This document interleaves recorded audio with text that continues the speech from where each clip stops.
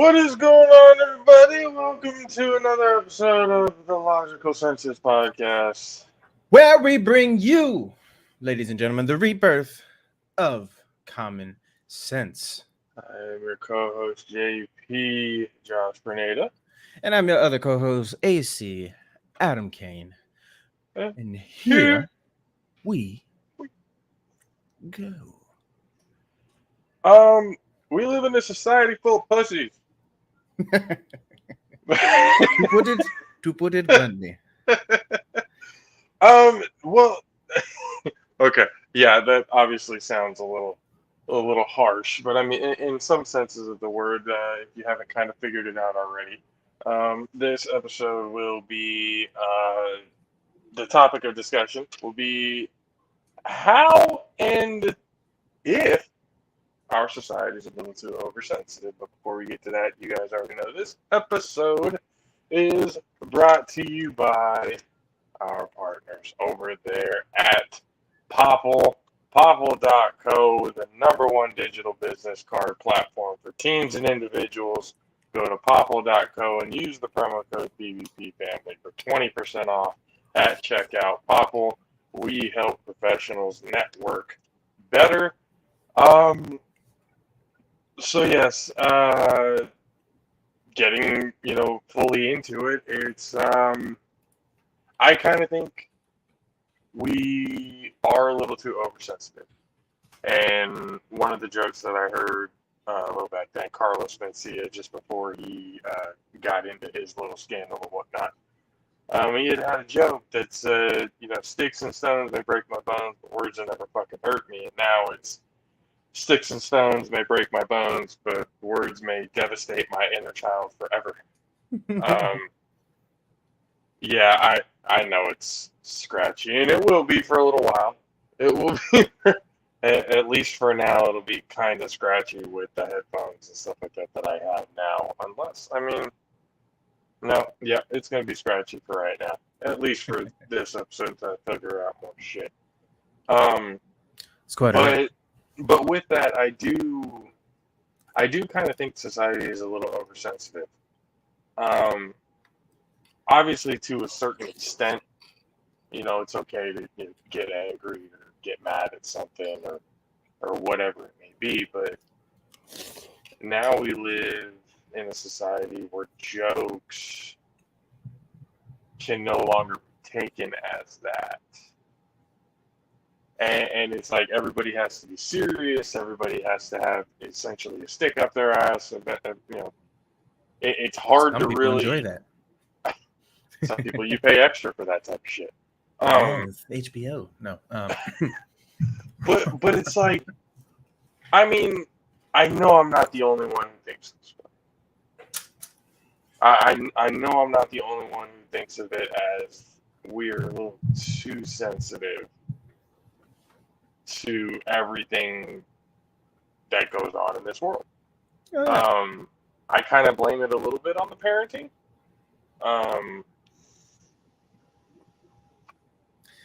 Generations being coddled for so long. Oh, yeah, you're not wrong about that.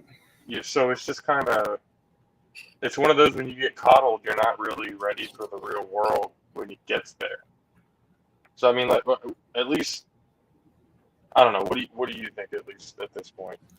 So, I think when it comes down to when you're talking about like society in a whole, I feel, I agree with you that definitely society has been oversensitized in a way. I don't believe it is strictly on the parents, but parents, Lord have mercy on your souls. Not all parents, but you know which ones you are.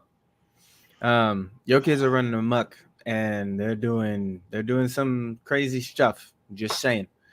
But we know that because we had great parents and we did crazy stuff. So yeah. If you're a shitty parent, we can only imagine what kind of nonsense your child is getting into. But the biggest thing, so what I've been noticing more and more, and actually this goes into, I want to, I guess, tag this with like I guess showing emotions. Mm, So I'm gonna tie this into like the oversensitivity aspect is I feel in part society, because society is oversaturating our senses all the time. mm, Like, for example, our podcasts usually go from like an hour and a half to 3 hours long, depending on the conversation. I guarantee you, except for those who are actually interested in what is being said, will sit there for like 5 minutes and like, this is too long, and cut out. That's how much they need to have their senses that's why we make restabilized and clips. yes, and we try to make it as hilarious as possible. But the thing is, YouTube.com, Grenade Bros Productions. hop on in it. But the fact of the matter is that like everything in society right now is very oversensitized, and like anything you can get an overstimulation of your senses. But to break it down into a smaller sense, let's look at the fact that a lot of people don't know how to deal with the emotions they have, right? Mm, So I'll put it particularly in regards of men, or for those who identify as men, or anybody at this point. Realistically, you can be a toaster for all I care. If you identify as a being and you feel emotions, this is for you. So, I'm just before you go, I'm going to make this very, very, very clear before we go any further, people. The point of this show is to kind of prove what we're talking about. It's okay to be sensitive to certain things, certain topics, aspects, and everything. We get that. We're not blind to that. mhm, But we are really going to be testing some sensitivity boundaries today. true. And So realistically, with what I want to do is I don't necessarily want to test your sensitivity. I am I going do. to push, well, yes, but I'm going to push at it, and not necessarily push your sensitivity, but push the boundaries of where your sensitivity lies. Because a lot of people are starting to live a lot in their comfortability. Mm, They don't want to get out of their comfort zone. And when their comfort zone is attacked, all of a sudden they start lashing out. Now, the thing is, healing, growth, all this kind of stuff, all that kind of stuff. I was like, I'm seeing shit in my camera. Who that is? Who I that? was about to say, I'm like, what the hell was that? I was like, I I can got see it in ghosts the in my corner. I'm like, apartment. what the hell is it? Like, No, run up there, run! fucking shit. No, but fucking the thing. So the fact of the matter is like when you look at how people are with their emotions, if somebody is in tune with their emotions, not saying that they hide it, not saying that they store that shit away, or it's like, I don't feel shit, I'm hard. Shut the fuck up. Look, I'm gonna tell you this right now. If you get pressed, I guess that's the lingo of today. If you get pressed by somebody who literally should not be even on a blip on your radar, then we got some problems. If you are so hyper focused on like something that somebody said and it's like, oh, they disrespected me, it's like, why does it matter? Are they on the same level as you in the first place? Do they even hold any control of what you got in your life? No. Then why does it matter? The fact of the matter is, it's not saying like I'm fully in a place where I can understand that if you are being disrespected and you have respect for yourself, stand up for yourself. But you don't have Mm, to sit there and huff and puff with your chest out like, I'm gonna beat your ass. No, you can beat a person down with logic, and then you can teach them so that they don't do the same thing back to other people. It's why I like certain comedians like Dave Chappelle or like even Joe Rogan. Joe Rogan, when he was doing his stand-up yeah. stuff, like if somebody came at him foul and was being disrespectful, it's like, I'm not gonna shit talk you. I'm going Mm, to educate you on the thing you think you know best. And it's like, we do research. We try to learn these things. We do all that kind of stuff. So it's not necessarily like, oh, like I don't know what the fuck I'm talking about. No, there's a lot of things that go into it. So when you look at emotions and people who don't know how to control those emotions, there's a big thing about that, to where just the lightest breeze coming from the east can be enough to knock your entire house of cards down. Think about that. I Just mean, I would know because, and I'm gonna because a lot of people like to ask, well, what do you know? What's your experiences? What's this, and that? We'll give you our experience. This is let the me whole tell point of you. this thing. This is what we're trying to fucking like. We're not going to sit here and act like we're better than anybody else. We're here to relate to people. We're here to figure out why things are, and we're here Mhm. to try and figure out how we can make it, better. How we can get light in dark places. Mhm. Talk about it a little bit today. Later on how especially myself developed a very dark sense of humor. Um, but as for everything else, at least for me, it seems to be a bit of a pride thing, and 100%. and looking at like clips from news and all that kind of stuff from like back in the day, Mhm. like war reports, you would go to like the movie theaters and stuff like that in order to see them, and they were showing you like actual footage from the battlefield, like of Yeah. what was going on. Like it was kind of like we can't show live death and stuff like that on TV and everything now. Nope. Now because again, that's something that just, oh my God, we can't imagine something. But well, that's the whole thing. Your lack of imagination is what's kind of holding you back at this point. True. Your lack of imagination that there's a lot of fucked up possibility. If a person can think of a possibility, what makes you think that it can't be done? Hello. Nothing. You're like, oh yeah, people say, oh no, nothing's impossible. There's a few things that if you really kind of look at it, it's impossible. But then there's that one thing that comes and hits it, or like you said, a wind blowing east knock the whole cards down, and it comes down, and you're just baffled. You have no idea how it happened. How could this The, happen? I the thought and I we was constant solid. and we constantly hear it. It almost has become a cliche at this point. Yep. It's unbelievable. It's unbelievable. Well, how many times can something be unbelievable before it goes like, oh, yeah, I can believe it could happen. I believe something like that could happen. Yep. And then at this point, I do when I brought it back to the parents. I had parents who, or at least my mom, well, my stepdad as well. They didn't, and I know your mom. They didn't Mm-hmm. sugarcoat shit. They didn't Sugarcoating gives you diabetes. That's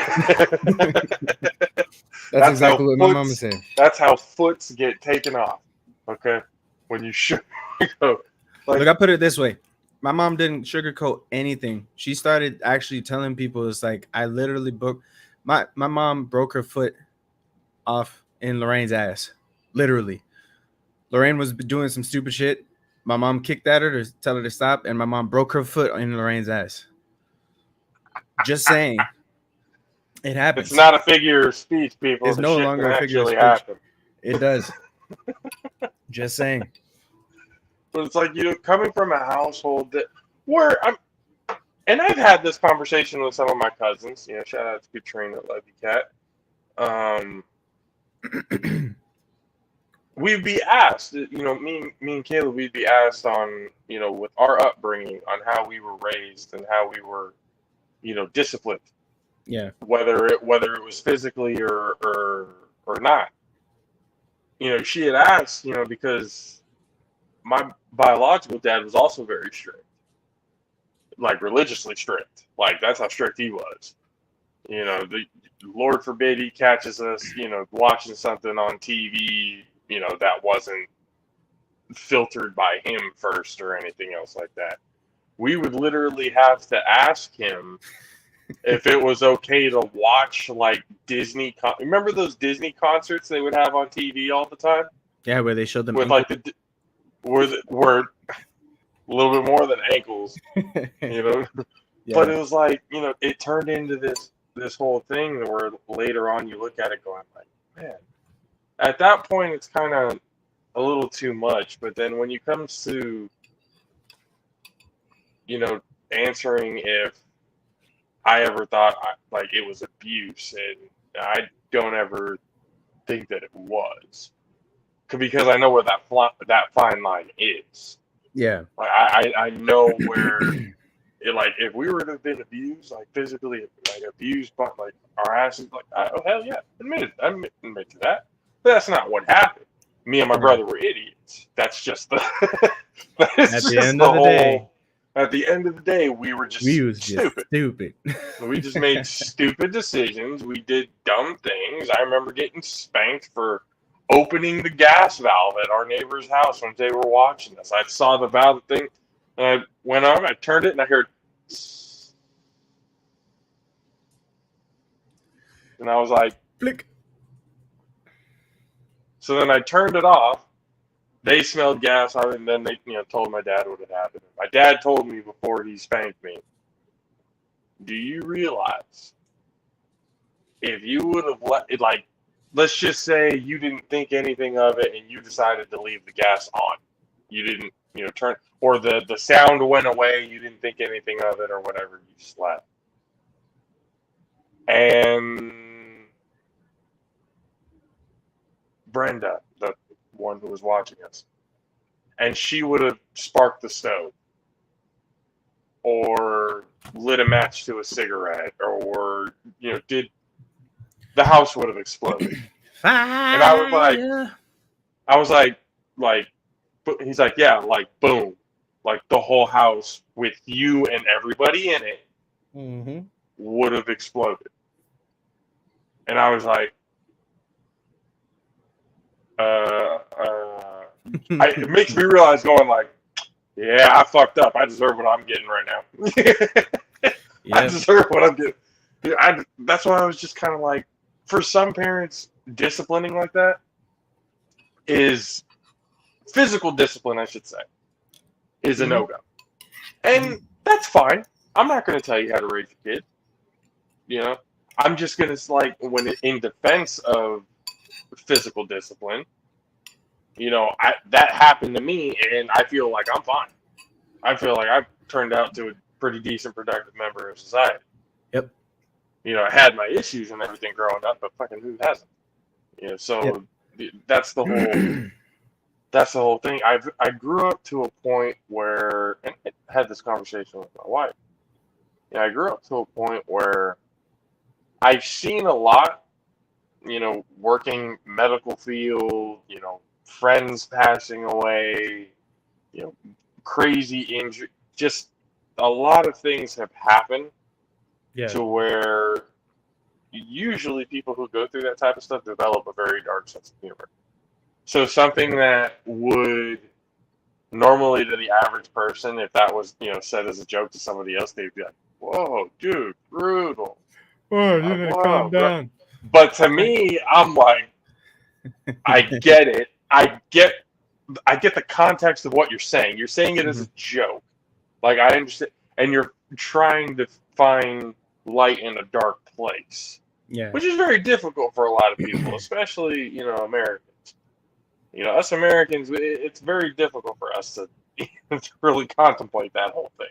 Mm-hmm. So for me, it just turned into one of those. It kind of like a defense mechanism. Yeah. To kind of deal with it. You know what I think, though? You know how they say, like, if you travel the world, you start learning more, and when you, like, traveling the world humbles you in a way, because you start learning about different people, different cultures, stuff like that. You know what I think needs to happen? All these motherfuckers and beautiful peoples who love to go to Coachella, how about you use that money and go visit some third world country? No, not even. You don't even have to go that far. Go to Kentucky. Nothing against Kentucky, but I'm telling you this right now. I went to Kentucky. I went to Louisville. Everything against Kentucky. You gave the motherfucker to us in goddamn Congress every goddamn year, not realizing you're the poorest fucking state in the entire country. Okay? I'm just saying. He doesn't have to. I will. Get your fucking shit together, Kentucky. Look, carry on. With Kentucky, I went into Louisville. Fuck you, Kentucky. Hey. There's some nice people. They have some nice people, regardless of their decisions. Anywho, Yeah, there's um, good but people on no, both sides. no, there's good people that are smack dab in the middle too. It's just they like to isolate. I'm just saying, you pick a left, pick a right, or you can pick the parachute jumping off the plane. It doesn't matter. No, but Listen, fucking both of them are gonna get me killed. I'm out of here. Fuck that. Geronimo, Sacagawea, like that kind of shit. No, but but the thing was, is like even just traveling like to different states gave me a Mhm. whole different perspective. Because I'm born and raised here in California, Mm. and there it's 100% true. This place has a bubble, and it is a bubble that needs to be popped. I'm just saying because I feel here. Don't get me wrong. I understand. I love the fact that people are willing to fight for what they want to fight and fight for in what they want to fight in. Mm. However, there are a lot more problems that we don't necessarily understand that are going on in the rest of the country. Like we'll see it on the news, and it's like, oh well, why don't they just fix it? It ain't that simple. Travel, talk to the people, talk to the locals, talk to the people who have to deal with that kind of stuff every day. Not I every day, mean, every day. and that's a good point because I was born, first 9, 10 years of my life in Southwest Texas, right next to the border. Mm-hmm. You literally drive 5 minutes away, and boom, you're right fucking there. Yeah. On your way to Acuña, Mexico. It's. I grew up in a small town of less than 30,000 people. Maybe 20,000 people or less when I was there. But it was a very diverse community, obviously, because you had a bunch of kids from Mexico actually coming over. They would have shuttle buses for them, so they would take them from their homes that were in Mexico. They'd bring them to school here. After school, they pick them up. They take them back to Mexico. Now, for the American people, this is legal. They're just getting better education. Well, it Technically, if was you at a want to, private school too, so I mean, I well, guess yeah, yeah. it's legal. And so don't go there. They're trying to take our money. It It's was a legal. private Shut up. Catholic school at that. So you really want to argue? Let's get arguing, I mean, motherfucker. especially if you guys are saying that the separation of church and state should not exist, they're doing it for the Lord Jesus Christ. So shut the fuck up. That was one of the only schools that I saw that I was actually trying to make a difference in some immigrant kids' life. That's all I'm saying. Mm-hmm. Um, They actually follow the teachings of Jesus, unlike our congressmen and women. well, that's because our head minister and everybody. Oh yeah, no, we had the soul. We had uh, our head of was it our Right. who's the head of the church? Not the The Pope, is it the deacon? No, the not the deacon. Archbishop, Deacon, the Archbishop. Right, he was Mr. Green. Oh man, Well, Mr. Green had that voice like when well. he could preach the word of God beautifully, like better than anybody else. But when he was in principal mode because it was also a school, Well, that voice would strike the fear of God in your ass, bro. And then his wife, Mrs. Green, she, I, see, that woman was that typical fucking Medea. Like, Lord Jesus, I'm here every day of the week, twice on Sundays, all that other kind of. Medea? Yeah, oh yeah. All the hat, the dress, like Okay. everything. That's what I said. When I saw Tyler Perry's Medea for the first time, I hella started laughing. I was like, "Oh my god, he looks like Mrs. Green for a quick second." There it is. Like, but it was in a community where nobody was like rich. Yeah. Nobody was like flaunting money. Everybody was cool. Everybody knew each other. Everyone was like, so. And then when I'd go to San Antonio and Austin and different places and stuff like that, obviously the demographic got a little bit different. Yeah. Going deeper into Texas, San Antonio was still pretty diverse. El Paso, extremely diverse because it's right there next to Juarez. But going through the whole Southwest and then coming here to California, Yeah. Very different. And I mean, look, I love California for all that it has and it has been doing for people. The taxes are a little too fucking much, but A little. that's you know that's a whole different story. California made But it talk. I did I did get a very different sense because in Texas I felt that village to raise a child mentality. When I got to California, it was not at all like That's that. because It was me, mine, and my own only. yeah, that's because you chose to live in the wrong neighborhood. If you were in my neighborhood, and you weren't that far from my neighborhood, Bro, I live on the west side near Branham, bro. My first time here in what? California, I was on That's I was why. where all the snow was. I was where all the snow was Twinkle, when I twinkle. first got there. And then I went to moved over to East San Jose over there in the Glens across the street from Raging Waters. Yeah. Moved over there after, a couple of years with my aunt over there down in Branham. But when I moved down into the Glens, that's when I was like, all right, here's the You had to keep it. diversity, here's every mix. And that was one thing that I loved because it was kind of like you read the history books and where it was at, and then you kind of look around and you see the diversity. And you're like, we made it a long fucking way. It gave you some hope. Like, Yeah. it was kind of like, all right, cool. And then you start to kind of realize shit.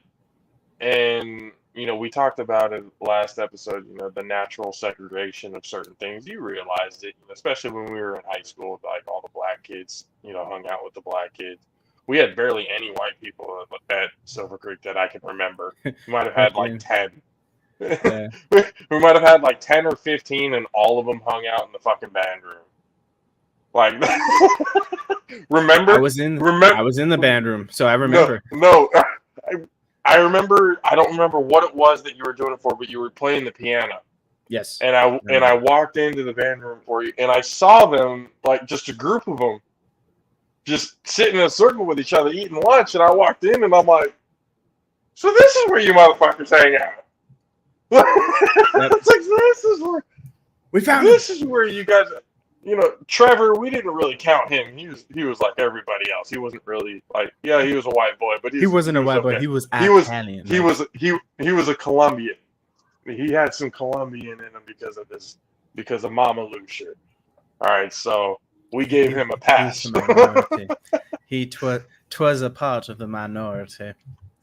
Hey, Coach Lucia had to get some of the Colombian spice, man. Right? Couldn't help himself. himself. No. Hey, that's a beautiful family, though. I love the Luciers. Mm-hmm. Like, if you really actually got to hang out with Coach Lucier, hey, shout out, hey, Coach Eric Lucier, fucking love you. One of the best coaches I ever had in football. If not, the dude taught me so fucking much.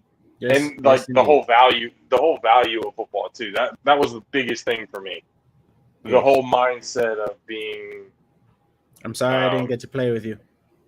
Well, I mean the junior senior year you didn't, but we did that. Our freshman sophomore years. Hell yeah, especially when we went to Oregon. Oof, that was so much fun. Oh, the Oregon camp, that was great. But it's like, and then, I mean, since we're at football, talking about oversensitivity. I had coaches who were not afraid to get in your ass. Nope. They were not afraid to be like, well, what the fuck was that? Yep. Like, what are you doing? Like, Coach Jamie. Coach Jamie was one of them. Coach Jamie was not afraid. Coach Jamie didn't. That man was not afraid. And Coach Carlton, Coach Carlton, for all his flaws, he didn't give a fuck either. Yeah, no. Swanee didn't give a fuck. That was a great thing about a lot of the coaches that we had. They did not give a shit. Nope. They were going to tell you like it was, and if you learned from it, cool. If you didn't, hey, you're not worth putting on the field. That's just really what it is. I'm just saying, this is going to be my ladies and gentlemen, to show you that we're human. I'm still a little sensitive about the fact that I busted my ass for the last several weeks of that season to where I was showing up. You know where that's going to rub people the wrong way? Going, why didn't you bust your ass the whole season? Oh, let me tell you. instead of let me tell you why I didn't bust my ass the whole season. My ass got a concussion. I got a concussion. First week, we were getting ready to go up against our crosstown rivals, and I was excited. I was like, "Yeah, I can show what I can do." One of Oh, our I tore motherfuckers. my ACL a few weeks before that. Yeah, you were done Fuck. because your ACL. I got done because what's his name? One of our linebackers threw his entire body at the back of my head because I had to hop over our lineman who blocked the hole, and I'm sitting there off balance, and I was like, I can still run. Nope. He's like, I'm gonna take this motherfucker out. I'm gonna end this man's whole career. That's exactly what he said, and literally We're in practice, bro. practice. The first day of practice for this game, like we're getting prepped. This is on a Monday. Monday. When they say Mondays are shitty, this was a shitty Monday. It was on Monday, and he literally threw his whole body. He's like, "Hey, bro, you good?" I was like, "Yeah, I'm fine." I got up, went back into the huddle. I didn't pass out. I didn't black out. I remembered everything that was happening. I knew what happened. We were running a dive up the middle. The fucking fat ass lineman fell into the hole, so I had to hop, skip, and jump and show my track skills over his fat ass. Next thing you know, my back is towards the middle of the field, and I get tackled. So by being tackled, Yep. hey, there you go. So that gave me a big thing. Like, whoa, whoa, whoa! People in your Um, cars listening to this, I apologize.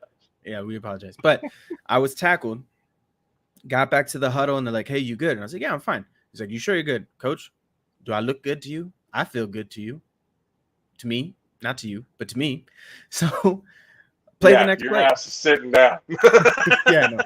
But no, I ran the next play, and it was a dive to the outside, or not a dive, it was a pitch to the outside. And the line collapsed, so I lost 2 yards. So the coach was like, no, you gotta go see the trainer.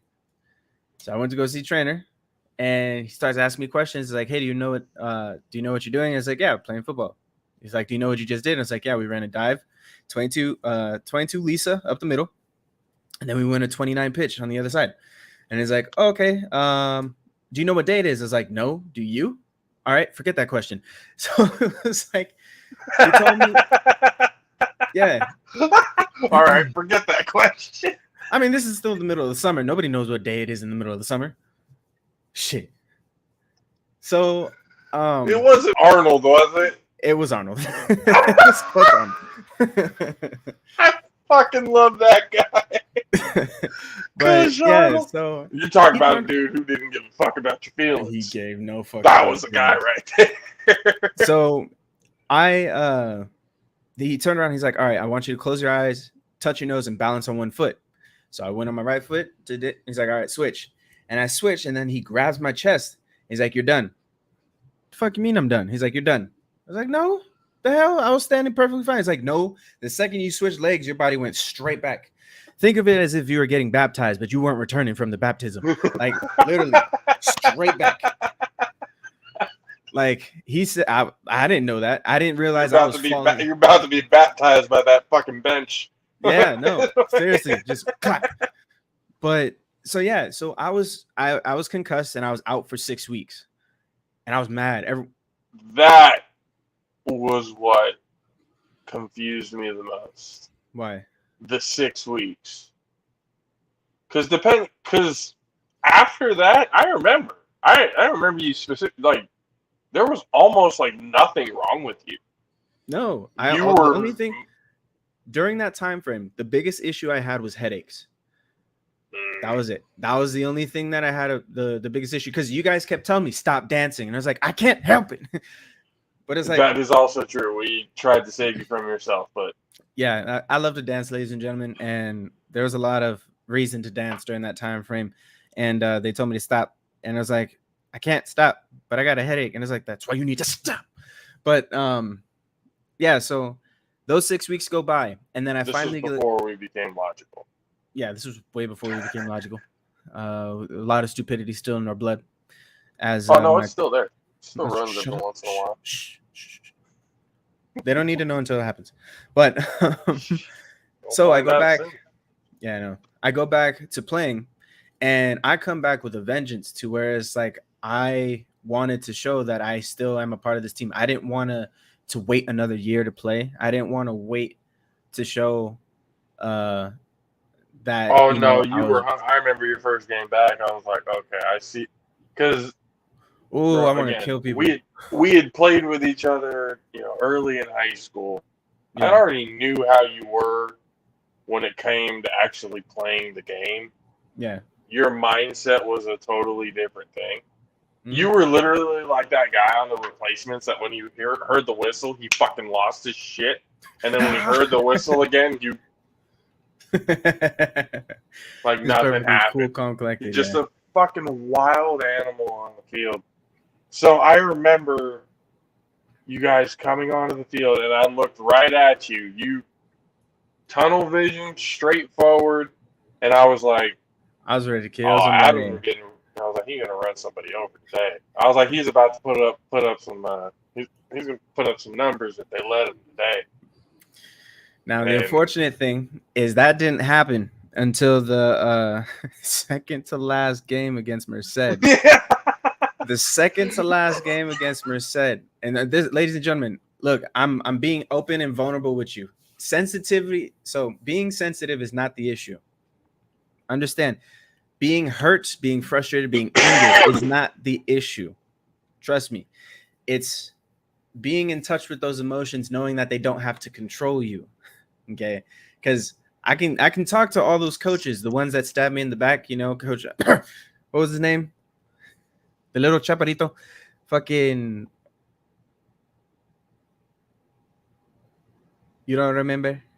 I don't remember. what school? City. Creek or City? City. Oh no, the one at Creek can go suck a dick. Fuck that guy. Let me get to him in a minute. But but it's like, okay, so it was our offensive coordinator. Yeah. See, this is where I learned that there's politics in the sport. Well, here's the thing with Coach Jamie, and I have me again, and this is all based out of experience. Mhm. I can't say a bad thing about that man. I fucking love him. He's a great human being. Like me personally, my conversations, everything, great human being. But holy shit, have I heard some, oh my god, fuck that guy stories. Truth be told, from a lot of people. I agree with you. I actually think he's a really cool guy. I actually, after I left City, I installed his internet. He moved. Oh yeah, no, I remember. Yeah, he moved into a new apartment, and I installed his internet. And I was like, "You don't remember me, huh?" And he's like, "I don't know. You gotta give me a hint, bro. Like I feel like I know you." I was like, "The running back you refused to play, you dick." Yeah, you son of a bitch. Yeah, no, but yeah, so it was really funny. It was really cool. Wrap the fucking internet cord around. This is what you get. He's like, "Hey, Snip, you're never gonna know if those wires are gonna work. Bye." No. But the thing is that, like, especially with him, like I'm cool with him. He is a really good person. It's just I was irritated on the fact that I was told based on the amount of work I was putting in that I would get more time with the ball. So it's like cool, and it wasn't even just me. It was Coach Jamie was on that same. You want to know what happened? Huh? They told that to him. Yeah, I know. I kind of figured, but that's exactly. Hey, they might as well have had us in a big ass group and said, "You put in the work, you get more time." They didn't have to pull you aside and go one-on-one with that information. That should have gone without being said. Yeah, and the thing is like I know Coach Jamie fought for it. He was mad. Yeah, he wanted pissed off. Yeah, those last couple games he was pissed off about it because the 3 starters we had never ran. They never showed up to practice for the last few weeks. They probably showed up like the day before, and that was it. And they were all D1 ineligible, meaning they couldn't. The best that they would have been able to do is NAIA. That's the best they would have been able to do because all of them were like damn near over 30. Yeah, and that's what pissed me off because like Coach Jamie was like, "Bro, you need to come back next year." I was like, "Coach, we already talked about this. This is a business. And you got to realize I'm older than the young cats coming in who are hungrier for this position. I did this so I had a place to move into. That's part of the reason." Then I was want to play because football so I can find somewhere to live. Goddamn yes. it. Then when I started playing and actually got a chance to touch the field and be out there and knock some heads off every once in a while, I wanted to keep doing it. But the problem was, see, I couldn't even redshirt because I had too much playing time on special teams. Or not redshirt, gray shirt.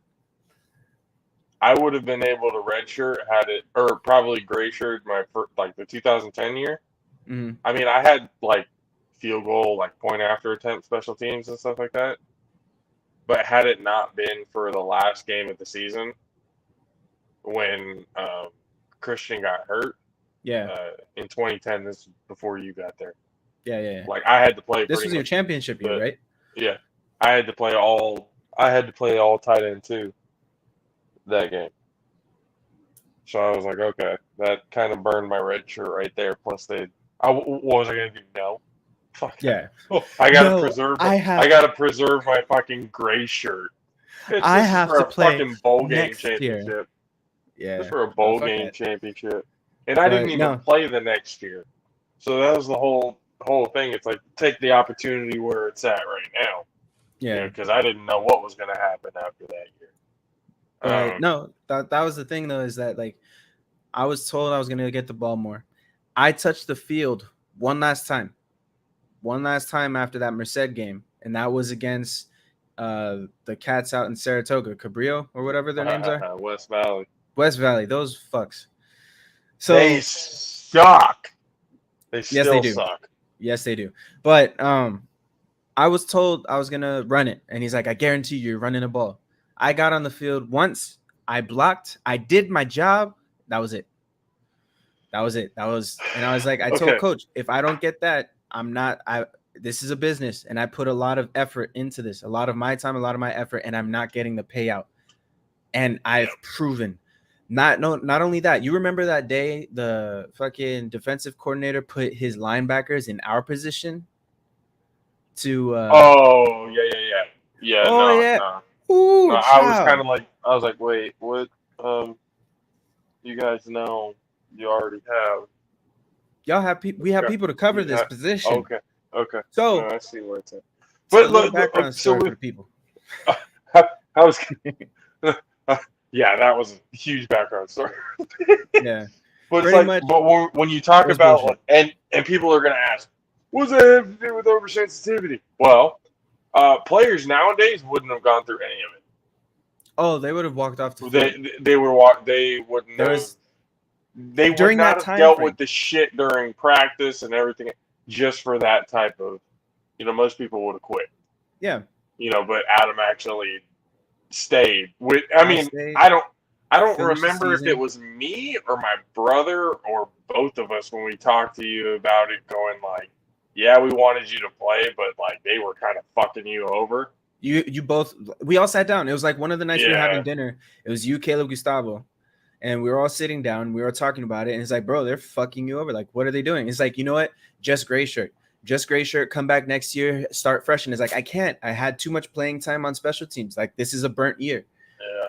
And it's like, it was a shitty year because of the fact of like, we could have done a lot of crazy things that season. But the fact of the matter was, we could have done a lot more. Because if you think about it, the only person I can think of that would have been set regardless was the dude who broke his ribs on that game against West Valley. He was our fullback. Yeah. The fucking bowling ball. Yeah. Yep. I can't remember his name. But he does he? No, I'm saying he still played. Yeah, no, he played the whole game. Didn't even realize he broke his ribs until 2 days later. Oversensitivity. Y'all ass would have broke your ribs and I'm going home. This motherfucker would have broken a nail. Broken ribs. Fuck the ribs. You would have broken a nail. It's like, oh my god, like, bro, come on. I'm just kidding. But like the fact of the matter is. No, go ahead. Well, the fact of the matter is like bringing it back to the same regard of being oversensitive. Like, I know I was sensitive on the fact that I didn't get the playing time. However, I did bust my ass.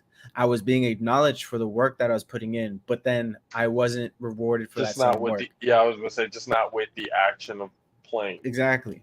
So the you were word being sounded told nice. that you were doing good, but yeah, the You know, words sound nice, but the actions weren't matching up. So my thing is that respectfully, because again, I had a blast still playing with them, even though I wasn't getting the type of playing time I wanted. I was yeah. like, respectfully, I'm going to have to decline coming back next year. I would Hey, love to, gotta do what you gotta do. but I feel like my efforts could be better utilized elsewhere. And lo and behold, right after that, I got a job with AT&T. And And then then on top of that, like, I mean, especially myself, I kind of looked at it going like, he's gonna be doing something else in the drama aspect of life. dramatic And motherfucker. actor it became. I remember when I Yeah, told mom. here I am. Remember when I told mom I was like, oh, what's Adam doing? Oh, he's an actor. He's a what? I'm like, he's an actor. He lives out there in LA now. You're fucking with me. No, no, he's an actor. He's like, huh? Out of all my boys, it would have been him. Would have been him. It's me, guys. Yeah, no. And to be honest, that's That another was kind thing. of obvious. Yeah. I But like, I didn't like actors because I thought they were oversensitive, and now I well, they realize we are. have to be. Well, in order to be Well, able to capture the emotion of certain scenes. I get that. When it's yeah, your job to actually make a decent movie, yeah, you got to pull all the types of emotions and stuff like that into whatever role it is that you're playing. not But that I shit look at it, Amber does though. but Just I saying. look at it this way, and I've always had a problem because me, I'm a huge fan of stand-up comedy. Yes, Stand-up yes. comedy for me is just it's kind of like I don't want to say like a safe haven or something like that, like safe space or whatever you would call it, Sanctuary. because the sanctuary. There you go. Because listening to that again, going through a lot of the shit that I have gone through in EMTs, relationship wise, family wise, whatever it was, at the time, you Mm. develop a pretty, you know, questionable sense of humor. And with stand up, it kind of helped me turn those um, emotions, those darker feelings into don't really hold on to it. Be able to laugh at it and move on. Yeah. Yeah, it was stupid, dumb mistake. Yeah, whatever. Let's move on and do something else. But now you can't really joke about anything now that Yep. I mean, you can, but it's very kind of selective on what it is, and I I think feel who this. it is as well. I feel you remember how comedy used to be before, like people like Richard Pryor jumped up on stage, Oh, where it was very clean cut. Like, don't get me wrong, the comedy worked. Like Abbott and Costello, I'm those sorry. I guys. was just about to start cracking up at the fact that you just said Richard Pryor was clean cut. No, no, That to me is, before him. Not Richard Pryor was not clean cut. I'm saying before him, before him. yeah, it was a little bit more Seinfeldy Yeah, and it's like like Abbott and type of Costello were phenomenal at this. Charlie Chaplin was a silent movie comedian where all his stuff was clean ish. without his hat. He looked like Hitler. Yeah, and that's why they ended up doing that one thing. Like his first actual speaking role that was recorded was the whole Hitler thing. Everyone thought he was Hitler, so he made a speech of like, "This is bad," and it was during the war, and it was powerful. But the thing is that it was a lot more clean before Richard Pryor. Then Richard jumps on stage. I'm sure Richard wasn't the first one, and if he was, who Well, I amazing. mean that age of comedy, Richard Pryor, Robin Williams, George Carlin, all these legendary comedians. Oh God, what's her name? She was essentially like the queen of the red carpet, Joan Joan Rivers. Rivers, bro. Joan Rivers. Oh my God, like I can't even. And I feel like I'm being such a disrespectful prick for not remembering the name, but like all of these comedians that like it made you happy. And then now, Yeah. especially nowadays, I like Christopher Titus personally. Yeah. because he's had some pretty, especially you broke the ball, didn't you? No, Yep, the broke the bowl is ball. fine. The bowl Let me see the ball. is fine. Oh, okay. It's empty, but it's oh shit. But it's fine. There it is. But like I like Christopher Titus because his stuff was pretty dark. He had a very dark family, upbringing and everything like that. When he talked about relationships and his Love Is Evil special, that one like really stuck out with me. Going like, again, why do we stay with these diseased polyps? Like why Yeah. why do we do it? So it's like I love stand-up comedy. So then to see it get attacked for something that it isn't, like with the whole Dave Chappelle thing. My whole like people, oh, he's transphobic, he's transphobic. You're not hearing what he's saying, are you? You're Don't never not do. listening. You are literally taking a small soundbite completely out of context and just printing it. You're not even actually using the audio. So how we read with our own emotions. So if Mm-hmm. we read something a certain way, we're going to think that's how he read it or Yep. how he said it. And the fact that he had a full-on story about a friendship that he had with a trans woman, a fellow comedian, Who was that, killed by their own exactly. people. Pretty much And pushed to how the and edge. how upset and how sad and everything like he was about that entire situation. And people still came out. I'm like, y'all don't fucking understand a thing. I'm like, what I'm trying to say is, with jokes, I'm always at the point where as long as you are giving it and handing out to everybody, and you're not necessarily like selective in the group that you go after, Mm. and like kind of the malicious intent behind the joke, because you can obviously tell behind a certain joke and how it's told and presented, how bad it can be, or if it's funny or not. Yeah. There's obviously that line. But it's like you can't laugh at the expense of jokes that are aimed at everybody else and then get upset when it's aimed at your group. Yeah. You want equality, you want to be inclusive, you want all that stuff, and you take this roasting like the fucking rest of us. Yep. I Like, understand that for sure. it is not that fucking difficult. You are going to a comedy show. Here, let me give you a little lesson in comedy. I'm not a comedian, people, but I know how comedy works. Okay? I may not be the funniest human being in the world, but I understand what the messages and stuff like that are. Okay? Comedy is meant to go into with a suspended belief. Okay? Anything that is said, it may trick, but it is meant to just make you laugh and just get over the fact that something fucked up. If you're able to laugh at something that tormented you the most, you have conquered whatever has tormented you. And you're able to move. It's kind of like if you're able to really kind of laughing at a situation is like taking a weight off your shoulders. Yeah. Laughing at it's like, all right, it got to me. Yeah, it was fucked up when it happened or whatever. But in hindsight, yeah, that's pretty funny. That's pretty Mm-hmm. like that's pretty good. Like being able to look at it that way, and then but there are people who go into comedy shows with the intent of calling out, oh, you can't say that type of joke. You can't say, just looking for stuff to call out and heckle about. Yeah. And it's just like, you guys just don't understand. Like, I completely get the fact of certain things to be sensitive about, especially in the moment.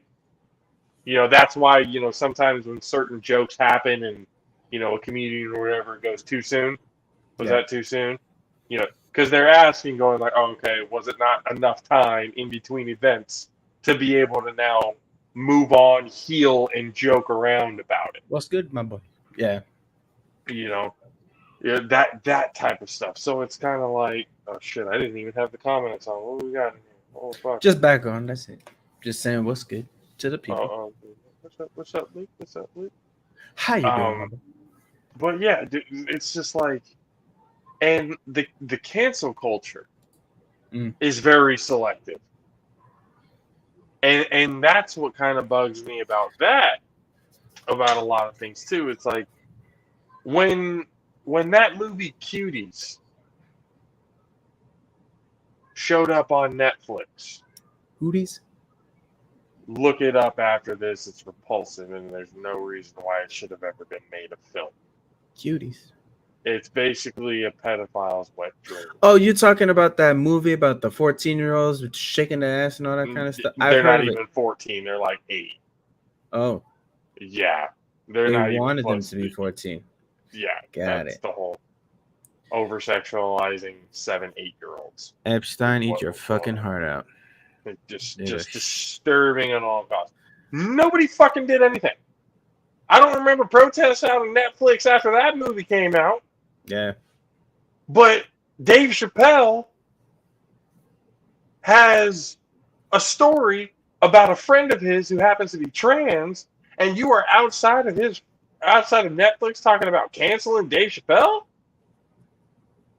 Hold on. Your priorities are a little fucked up here, my friend. Again, the What you're thing. So choosing to cancel is a little, under prioritized here. Like, wait a minute. it's selective. It's selective. And again, this goes into the That's whole the bullshit sensitivity part about aspect. it. Well, yeah, because the thing is, and again, this is a logical census. We're trying to look at the logic behind it, make it make sense, right? So it's like, how are you going to sit there, be perfectly okay with a pedophiliac type movie?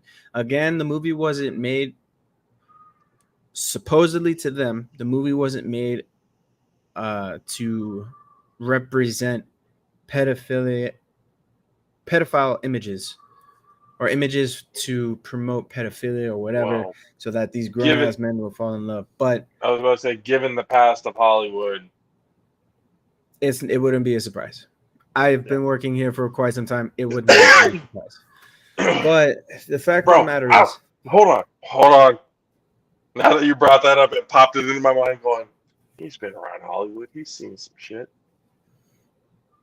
What's, no. what's going on? What's going on out there? What's going on out um, there in Hollywood? realistically, same. Yeah, Luke. Yeah, Luke. Yeah, this is Yeah. perfect. When that movie came out, ladies and gentlemen, this is perfect. The perfect look of what we were fucking doing. Mm-hmm. I remember seeing the trailer of it, going like, "What the fuck?" Yeah, people cared about it for so long, but then that was it. It didn't get canceled. That's what I'm saying. Like nobody. The people didn't get didn't shut down. Yeah, there was nobody protesting outside of Netflix. Like it's just the select. All I'm saying is this: if you're gonna take offense to something, at least be consistent with it.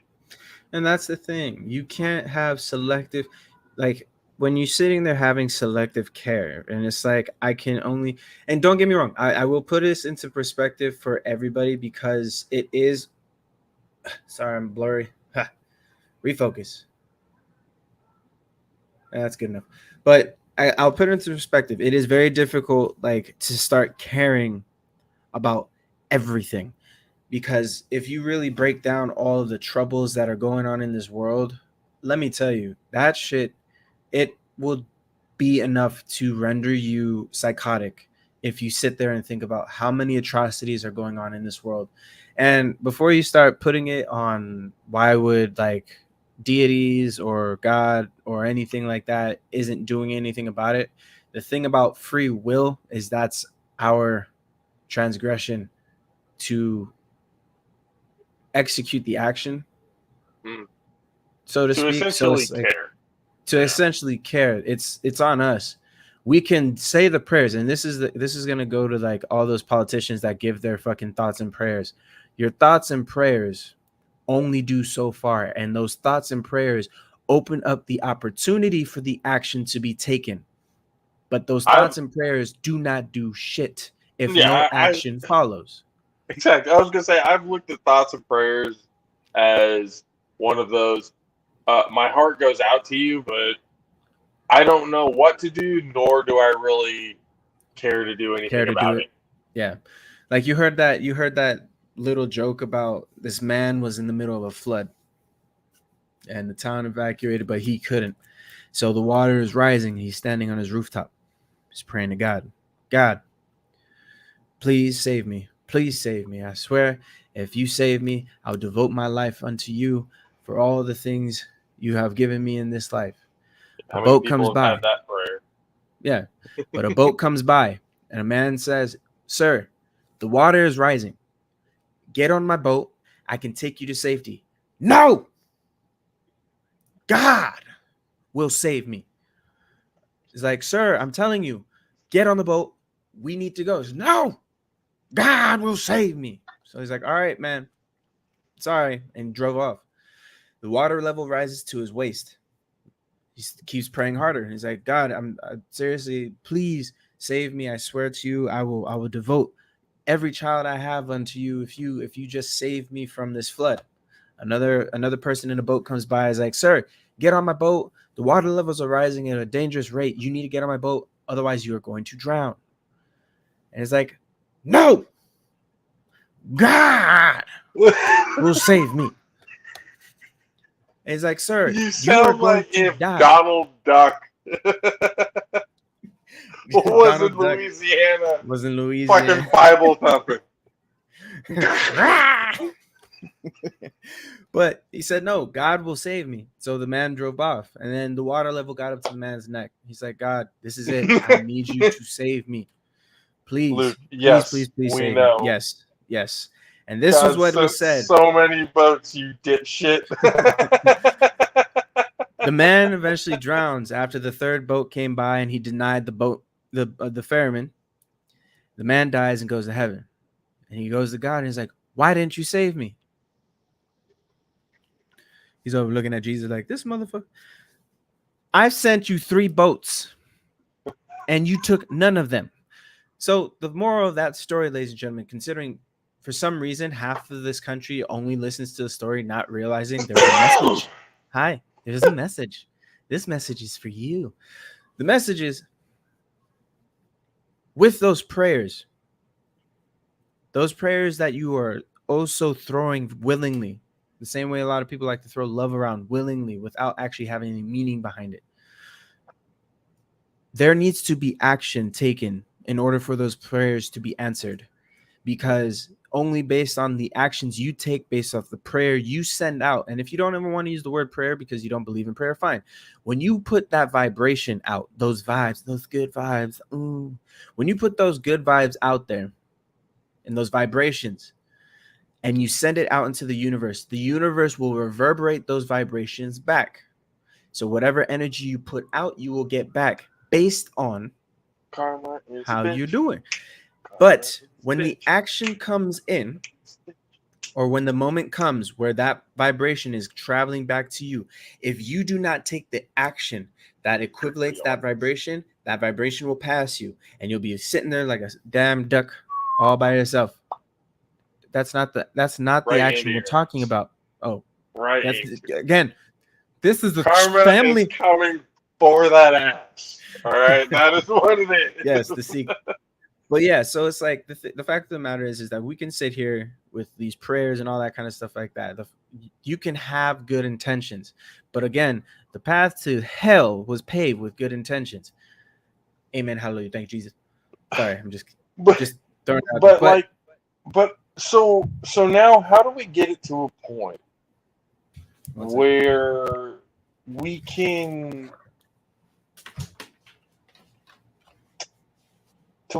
actually, how do I say this? I'm sorry. Just can you repeat the question? I'm trying to figure out how to fucking frame the question. All right. Like, how do we get at least like the younger generation and everything like that to get a little less sensitive about everything? Face your shit. Because again, I understand certain things, especially in the moment, Face your but shit. like The that's simplistic, really the only thing, right? the simple answer to be able to get a lot of these people desensitized from the oversensitivity that they are holding, because again, if I were to talk about, so I'll put it this way, I'll go back to the story about what I was talking about during football.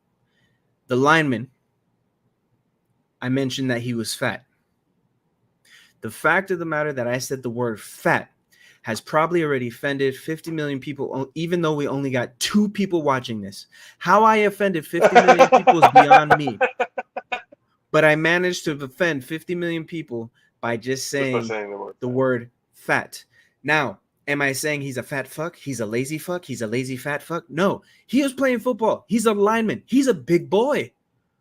Have you watched football? There's some big boys. There are some, listen to me. There are some big boys. They eat the chicken, what is that? Campbell's chunky chicken noodle soup all day, every day. They give no fucks. What I am saying is, it doesn't, like, being big, being fat, shit. like, again, the term fat, right?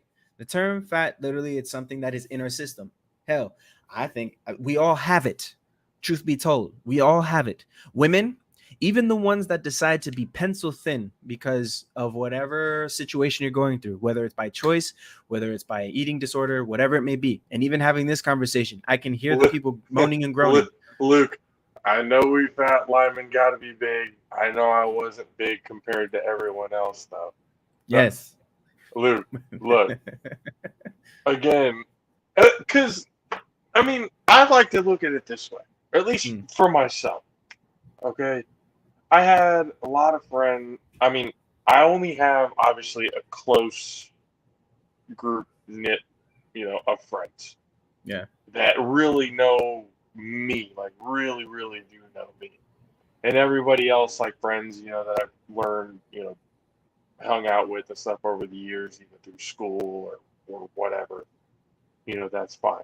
But all shapes and sizes, it didn't fucking matter. With me, or at least in my like middle school, high school years, fat jokes, big head jokes. Yeah, you had your own order, you fuck. Like, you know what I'm saying? Like, couldn't find a hat to fit I remember Junior, who at one point was bigger than most of us. Every time he walked by me, he'd go. He would make so. That's something else. That's something else with it, though. You got to think about that. He was able to crack jokes on himself. That is a person who is not. That is a person who is so comfortable with who he is and his demons, and like the things he fought against. He took control of that, and that's the thing that a lot of people don't understand. A lot of people will sit there and play the blame game. They like to play the victim because they don't want to take the responsibility for themselves. So our boy Jun, he knew that he was big. He didn't hide from that. I remember Luke. Shit. Hey, since Luke's here, I remember people used to get on him. What did Luke do? I don't give a fuck. I'll whip you with this motherfucking shirt. He gave no shit. He's like, that's funny. People, this man used to walk around school with an old, dirty-ass PE shirt rolled all the way up tight. And this motherfucker would sometimes duct tape the ends of it to where it would get some extra snap on the whip. All right? The damage. This motherfucker would literally walk to class. I would watch him going to just looking around. He's got nobody around him because nobody wants to get hit by the fucking whip. The only person who seemed to just love testing him was fucking Eichner. For some reason, Eichner kept thinking that it was fun to pick on Luke, and Eichner would get it worse than anybody. I remember that shit. It didn't matter what these men do. But what I was saying is, like, it didn't matter. Like, as long as everybody was kind of, it made me comfortable because I knew everybody wasn't taking themselves too seriously. Mm-hmm. Everybody was getting it. Like the jokes were for everybody. Didn't matter who you were, what you were, and anybody can get these jokes. And now it's like, oh, you can't say that. Oh, you can't say. Well, what the fuck can I say? What can we talk about? What Doesn't can we matter. joke about It nowadays? should not come out your mouth. Look, Just hush. well, Hush. you know what? Then everybody should be fucking mute. But that's never gonna happen, is it? Well, and this is the thing. Like the sensitivity. We can joke and say certain things as long as it's within our own group of friends. Nobody else can joke with. It's like, no, no, no, no, no. You can joke with like that with your own friends. Why are you going to get offended when somebody tries to do the same thing with you? Yeah. See, like, I'll hold put on it. a second. I'll put it to that sense though of like, because I feel a lot of the sensitivity that's playing out now, especially in the media, is political correctness. Everyone is getting it confused with respect as being politically correct, because everyone is so hung up on being like politically correct, politically correct. Do not get me wrong. If somebody is saying something and it is not correct, by all means, go ahead and correct them if you have the knowledge, not just because I know somebody. It's like, this has nothing to do with me. I know somebody Stop, who's, it's like, people. what does it have to Like do you just, with? oh my fucking god! Stop getting offended for other people. Stop it. Okay. If that person is not there to represent themselves in that situation, you need to stop getting offended for other people. Because for all you know, that person that you might be getting offended for has a fucking better sense of humor than you do and probably would have laughed at that goddamn joke. Yeah, okay? No, there was a comedian I was watching. He was talking about, he was making fun of this guy because like, he's like, the fuck, can you not see me or something? He's like, no, I cannot. It literally got to the point where like this man was legally blind, had a cane and everything. And get into the fire and try to crack jokes. Can't be a bitch and complain and whine about it though. truth. You cannot. But yeah, like he was started cracking jokes about this guy being blind. He's like, well, I just held it up. Like, did you not see it? And he's like, no, I did not. It's like, what the fuck do you mean you didn't see it? So they start going back and forth. But the reason why the attention was brought down was because this woman was getting offended for the blind guy. The comedian started making jokes about the guy. The guy's busting up laughing, but the woman is still pissed off. And it's like, why? You can see he's having a good time with this. He knows that it's funny. He knows what he's going through, and yet he chooses to laugh about him laughing about it should give you the green light that it's okay. Yeah, calm down. It's like, again, when you start getting offended for other people, especially in situations like that, like, because your tiny brain can't handle the concept of a fucking funny joke that somebody else and you are getting offended, you're not reacting the right way. What? Tell me. Who are you? Who the fuck are you? Literally, what is your name? I don't even know who the hell you are. Mm-hmm. Why are you talking for me? I don't know you. We have never talked. This is the first time I've ever heard or seen you. Yep. And first impressions last. You're a bit of an idiot. I was just laughing. I was having a good time. And you're getting mad for me? Who the fuck are you? Like, do you have so much anger that you have enough for both of us? That you need to get out? Like, I'll put it, stop being Black Lives for Matter. Other people. Black Lives Matter, right? Ooh, tread lightly.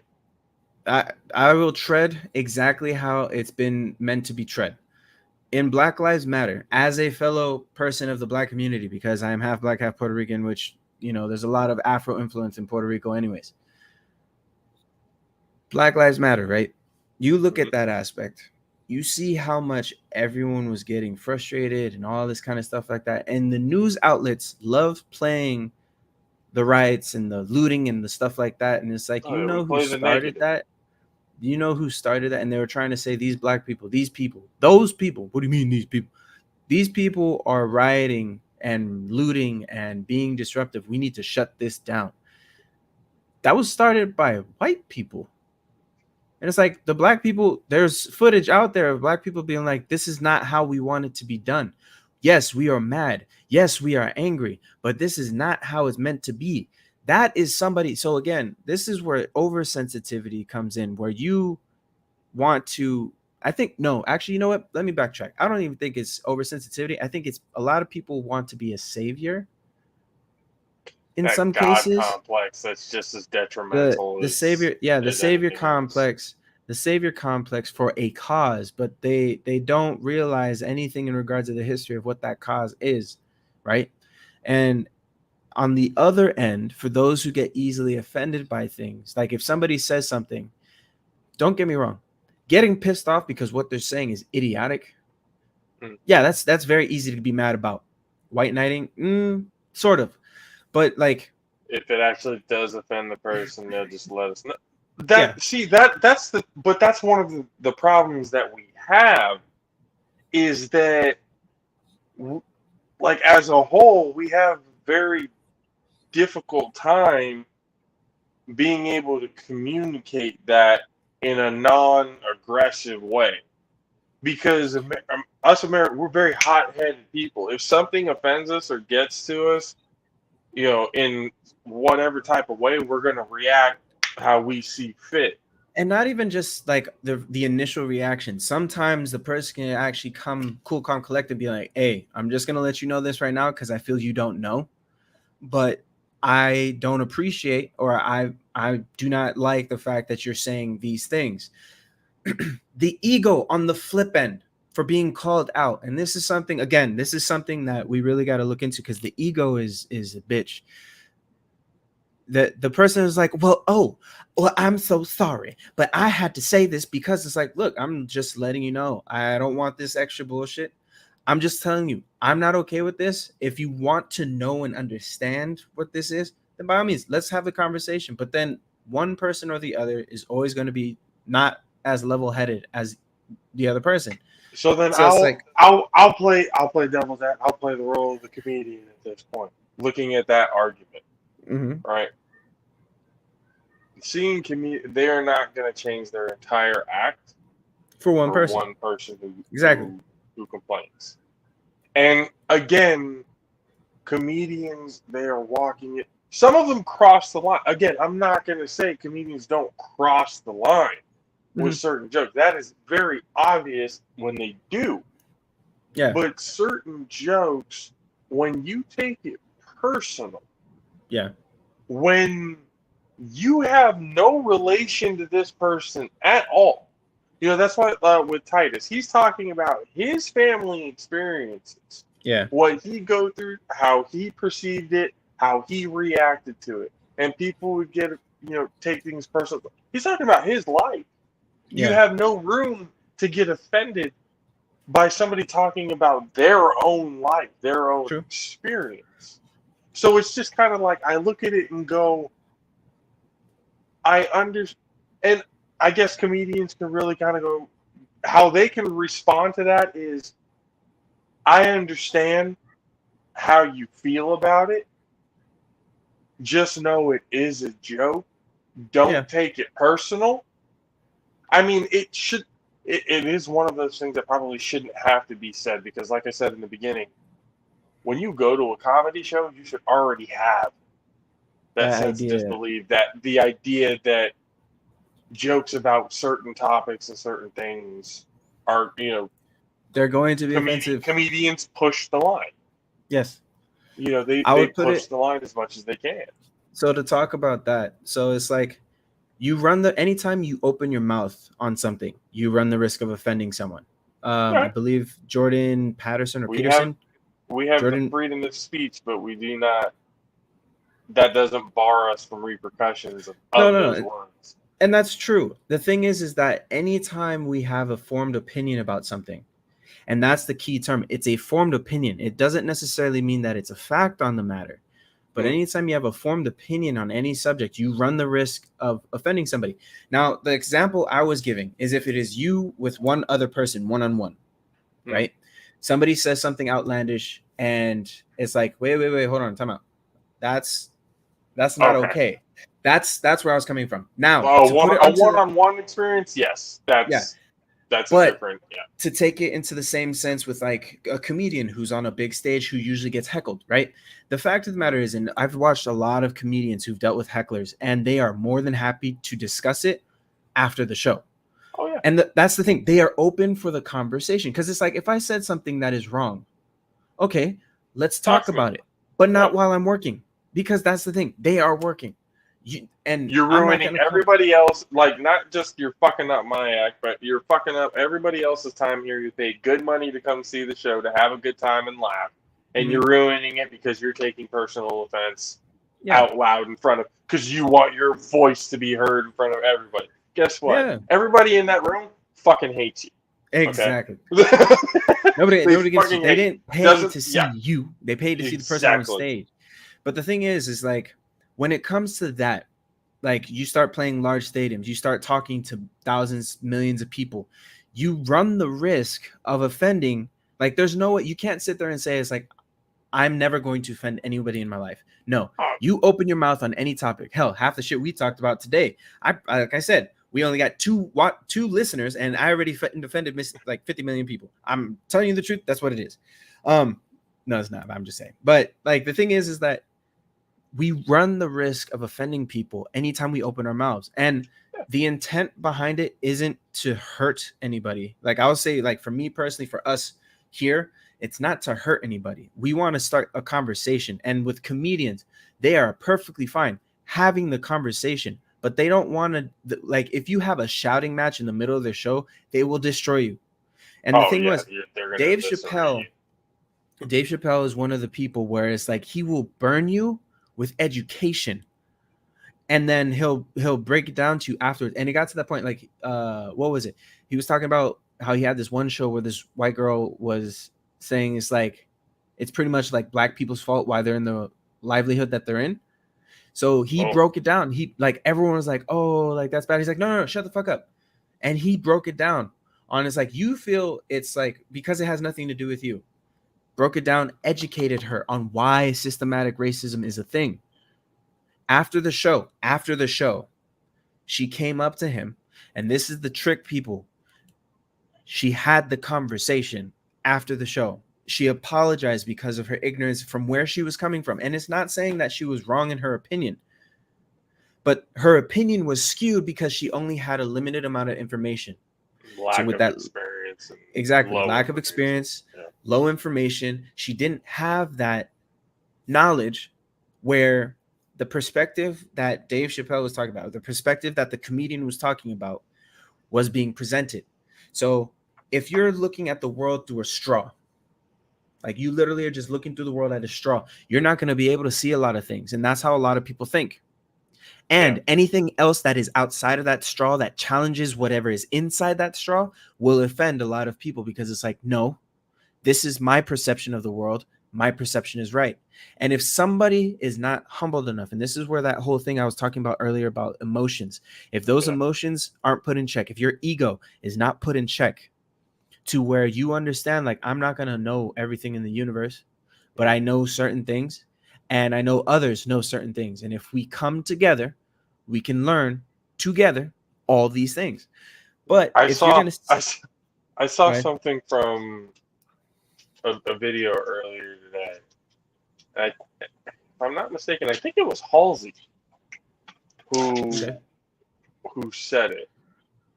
She said people need to realize, or they'll be better off when they realize that they are not the main character in other people's stories. Yes. You may be the main character in your own story, but you are not the main character in other people's story. Yep. So The just because world you does feel a not certain revolve around you. way, yeah, it doesn't revolve around you. Everyone's like, I want to speak my truth. That's fine, and your truth is valid. But again, with freedom of speech, it does not bar you from the consequences of those words. Our So if actions. your truth has holes in it, or They will be there's picked. some sort of information that was mixed up to where you formed that opinion or you formed that truth, because people want to make opinions their truths now to make it seem more legitimate. Yeah, the whole "this is my truth" thing. Because when you say, oh, that's just an opinion, like, opinion doesn't mean much to you. So when somebody says my truth, that's another way of saying, well, this is my opinion, just how I see it, and what I have personally felt. This is what I see. But again, that doesn't always resonate with everybody. And I'll put it in perspective. It is my truth that I am swinging a 7-foot slugger. Ladies, it is my truth that I am swinging a 7-foot slugger. Now, that truth will be challenged by everybody, but based on your lack of knowledge of whether I'm actually swinging a 7-foot slugger, you will never know. So your truth about my truth will always be incorrect. However, that is a false. That's false. That's 100% false. There ain't no way I got a third leg in my pants. Like, what the fuck? All I'm saying is that's it's a bad example, but it's an example just the same of Oh no, how no, no, no.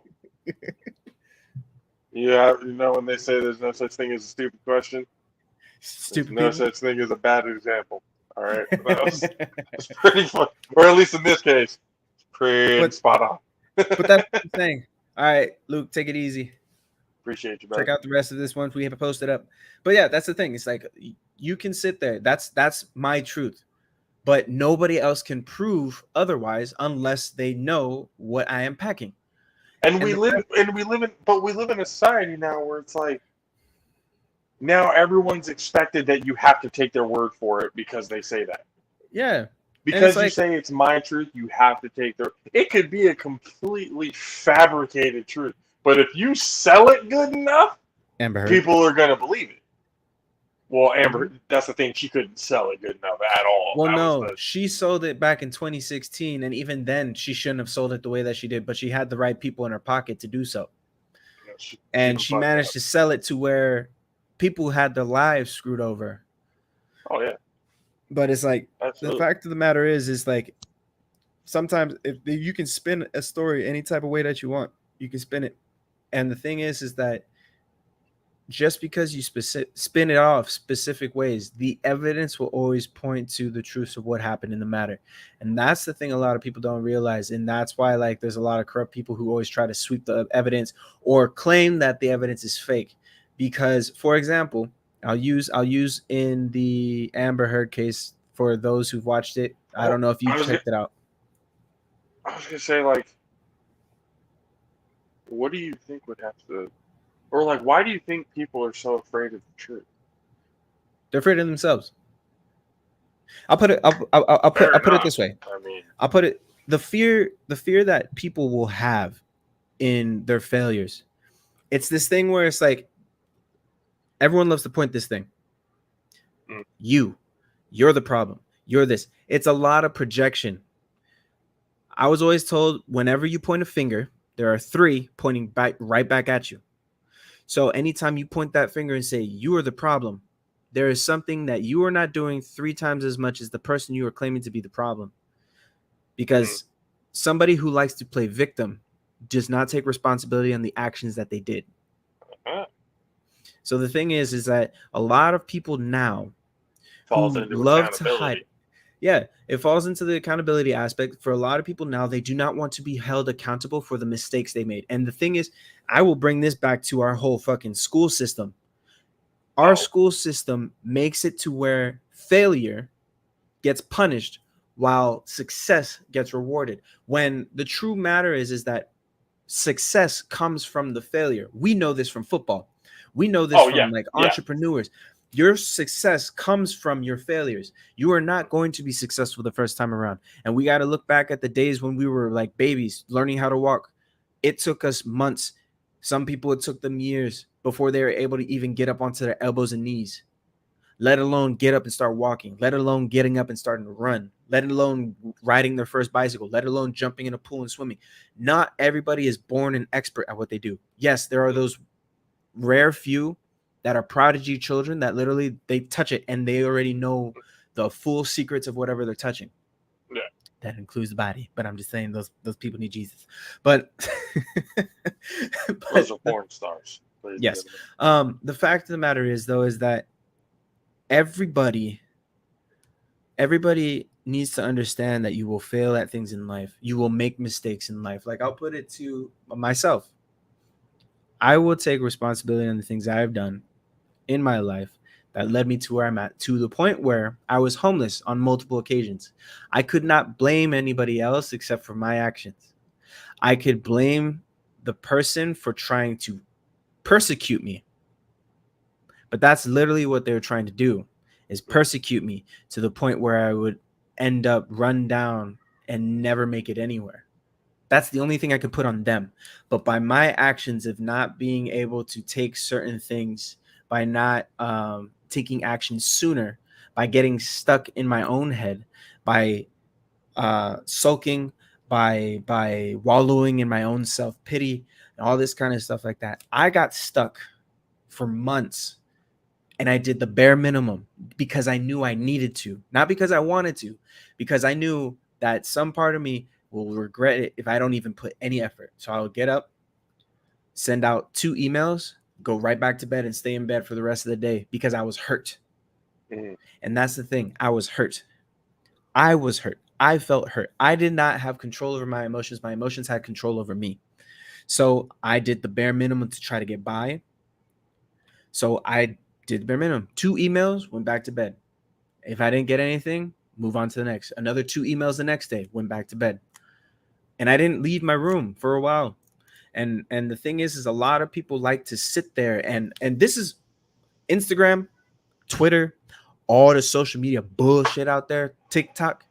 I'm calling you out Hey, because you you guys keyboard love, warriors. Yeah, yeah, you guys have destroyed integrity because you have people up there with filters up the wazoo, with angled booties and chiseled abs and all this other extra shit when you don't show the real work that goes behind it. You like to show the end result, but you don't show the climb. don't you wish sometimes you could be like Jay and Silent Bob and just take all the social media crap, locate the motherfuckers who said it, and just go to their house and say what's up? Oh Like, yeah, it's like you had a lot to say 5 minutes ago. like you were bullshitting Jason on Twitter. 4427, yeah, J Dog A lot of you 2247. keyboard fucking warriors and stuff like that. It's like, hey, remember? Do you remember the chat rooms in Call of Duty? Oh my god, they're still bad. I play Call of Duty now still, and it's still bad. You Those play guys are Vanguard? hilarious. Um, I haven't played Vanguard, but I have played Warzone. Warzone. Okay. I was Yeah, playing Vanguard, and my God. yeah, no, it's so bad. But even the war, Warzone, like, Cold War is the one I played mostly. But oh, Cold War is like your mom, your mom, your mom. It's like, oh, bro, it's worse. It's worse than that. It's I'm 10 I'm times. keeping it. I'm The keeping it as PG as possible for No, the fuck sites that. I'm we're gonna give watching. you guys a rated R version. These fucking little crazy ass white boys throwing around the N word like it's the thing. Oh my That like god. like it's the thing to do. Yeah. The F They're like word, 12 not years fuck. old. It's like The Palace they're 6 one. The like Palace 6 one. it is just ruthless on some. But these kids, nobody can really tell who the fuck they are because these crazy dumbass. Dude, I saw a username on Call of Duty the other day. Um, it was something to the extent of, and I'm paraphrasing because what was really said in the username was I had to report it because I was like, how the fuck do you allow this to you? Um, to the extent Yep. of fuck black people is what it said, but in a more Derogatory term. worse terms. Yeah. So yeah, they think they get away with all of this shit because they're nobody can see their face and everything. Because let's be real, 100% of the time, these are the people that if you were to confront them face to face on whatever it was that you were talking about, Mhm. would fucking cower with their tail between their legs Mhm. and wouldn't say a goddamn word. Yeah. Because They'll they have blast you online, this but they is a wouldn't do a shield. fucking thing live. it is a barrier. It's a barrier that protects them from the outer world, and they can feel untouchable because they know how to play games or whatever it may be. And the fact of the matter is that like because there's that barrier, and a lot of people love running their mouths when there's a barrier. I saw there was a video online of this dog barking at two other dogs, and they were barking all kinds of crazy through a gate. And the dogs take off running because the car is leaving the gated parking area. Car is leaving, and then both dogs, as soon as the car leaves, run across the opening, still barking to the other gated section. It's the hold me back, bro, hold me back, like that mentality. And the second they actually started barking face to face away from the gate, they went straight back to the gate. That's all it is. It's All people. Yeah, it's people who are trying to boost their own egos based off whatever is going on, and literally, it's never that bad. How do It you never boost should be your that bad, ego with racism and homophobia? huh? How is that an ego booster? Racism and homophobia. How is that an ego booster? It's the same. It's the same thing that bullies do. Bullies will do that because it's like they have their own insecurities about the lives they choose to live. So what they do is they try to enforce that same pain that they're feeling. It's a Joker syndrome. Well, is it kind of like that? You got that, jock who's over macho and Yeah, he's is overcome hella like, oh, hella big. that's hella gay, that's this, that. But Yeah, in reality, he's actually, closet gay. gay. Yeah, Yeah. and that's the funny thing about it. So the that's another thing where it's like the ones who are so threatened, because I've met tons of people that before they accepted who they were as people, gay, trans, whatever it may be, gay, Mhm. bi, trans, lesbian, doesn't matter, uh pansexual, asexual, demisexual, like demigod, like all of these different things, before they Hermaphrodite. chose that, yes, um they exist, but before they fully enveloped themselves and actually took ownership of what that meant, Right. um a lot of them lashed out to certain things, and it was because they were raised that it was wrong, and they're like, well, if it's wrong, then that person can't do it because I can't do it because it's wrong. And this is, to be honest, and Right. I could be talking out of context because I don't 100% know. I will be 1,000% honest to everybody. I explored the possibility of being gay, and I can 100% tell you I am not. I can find men attractive. But I will never be sexually or emotionally attached to men in that manner. Right.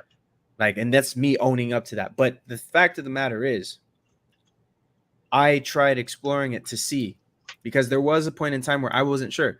But the fact of the matter is, like, during that time period, it was a very quick realization where it's like, could I? Nope. Nope. And Unfortunately, I to the think, men of the world. but I honestly, and I think there's a lot of people who do go through situations and stuff like that. But because you hear, I mean, especially when we were growing up, it wasn't as universally as Accepted. accepted, that far along the way up until we were, getting into, getting out of high school into college, Yeah. type of stuff. It was so you look at it and it's just kind of like, man, with everything that was said and done then, and we were fine. There were, and I guess it really is one of those. It's all just hindsight. When you Yeah. look back, you kind of realize, that's what that meant, or that's what that was, or that's what that kind of whole situation and scenario Mm-hmm. turned out to be. But it just turns into something now where we've, as a society, have really taken hold of like personal self pity, like really. Yeah. Like we've taken a hold of like, oh, poor me, like, oh, you like do this for me, like what is it? It's a very selfish way of thinking. It's Mm-hmm. very like it very is really toxic, It is, for sure. because Um, it's forcing a lot of people, and the thing is it's enforcing some forms of like codependency to a degree, because it's like these people thrive off of certain attentions that they get, and Is usually that big? What is that for? Is that usually because of like a lack of attention given at home?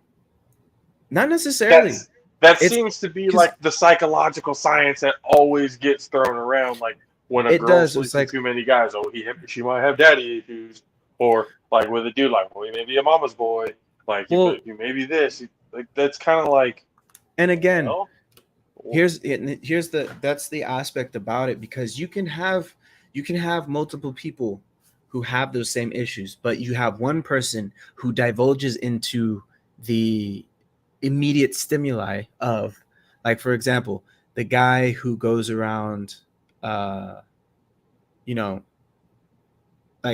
like the girl who's said that she sleeps around because she has daddy issues, or the guy who, because he never got the attention from his mother, always tries to get it from some type of woman, so he's bouncing woman and woman and woman, or whatever it may be. You'll can't always hold hear a those stable stories. relationship and all that. Yeah, you'll always hear Right. those stories about people who are struggling, and yes, to be honest, a lot of the struggles between individual to individual cross and intersect a lot, like depression, anxiety, all these different things that people can't But necessarily but process or that face. wasn't a huge thing when we Well, were no, no, younger no. though. That's why I'm kind of going like, how the hell did it turn from again from sticks and stuff like I don't give a fuck what you have to say about me. You have to Like look I at, know what the actions are. That to now going, I care what people think. it's the overstimulation. It's the overstimulation, and this goes back to like what we talked about last time, and bringing it up again. This is why I called out the social media platforms. It's overstimulating. It's easy to sit there, double tap on a screen because you like something, and you keep double tapping, and then you flip the script to stuff that's supposed to empower you. And a Yeah. lot of people will sit there and be like, "Oh, that's cool, that's nice," but they do no action to get the same thing that they feel empowered by. So again, it comes down to this thing, the depression aspect, and I'll be straight up.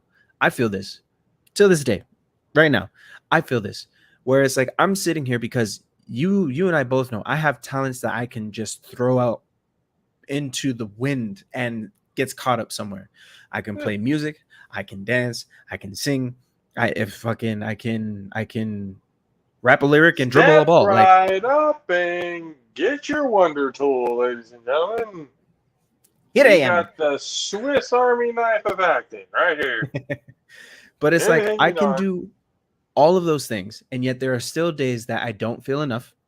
There are Mm, still days that I don't feel like I can move, that I feel like if I take a step in any direction, it's going to be the wrong step. And it's not necessarily anybody else's fault but my own. The reason being is because usually when I start feeling that way, it is because of the overstimulation from external things, meaning mm. social media.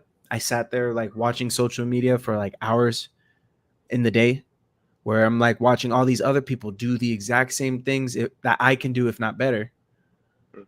And I'm like, but who would want to watch me? And that's the question a lot of people start asking themselves, where it's like, what difference do I make? So people go in one or two routes. They get overly depressed, overly anxious. And the whole thing with anxiety, depression combining itself is that you get anxious because you feel like you should be doing something, but then you get depressed because you're stuck because you don't know what to do. So you get Well, caught in a loop. so then I, when I hear that, I think of well, the reason why that is because there really is a like I guess you could say a hierarchy in jobs. There are a lot of jobs that are definitely more valued than others. But then those other jobs or whatever, you got people that are really good at it and actually make a lot of money for it. Yeah. So instead of putting it into the minds of young people that you have to be like, oh, you have to do something to get millions of people's eyes on you. You have to be able to sit. You have to be able to either play sports or be able to sing or have sex on camera. You have to be able to go and do all of this in order instead of telling the kid like when the kid because I've thought about this because we Mm, grew up on the whole you can be anything that you want to be.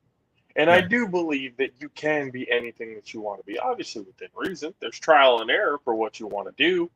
yeah, But what I would tell my kid is going like, whatever it is that you take pride and joy and love in doing, whether it's sports, whether it's I don't even care if it's really video games to be completely honest with you, because kids be making fucking millions of dollars, at the age 15, 16, playing, Fortnite. Okay.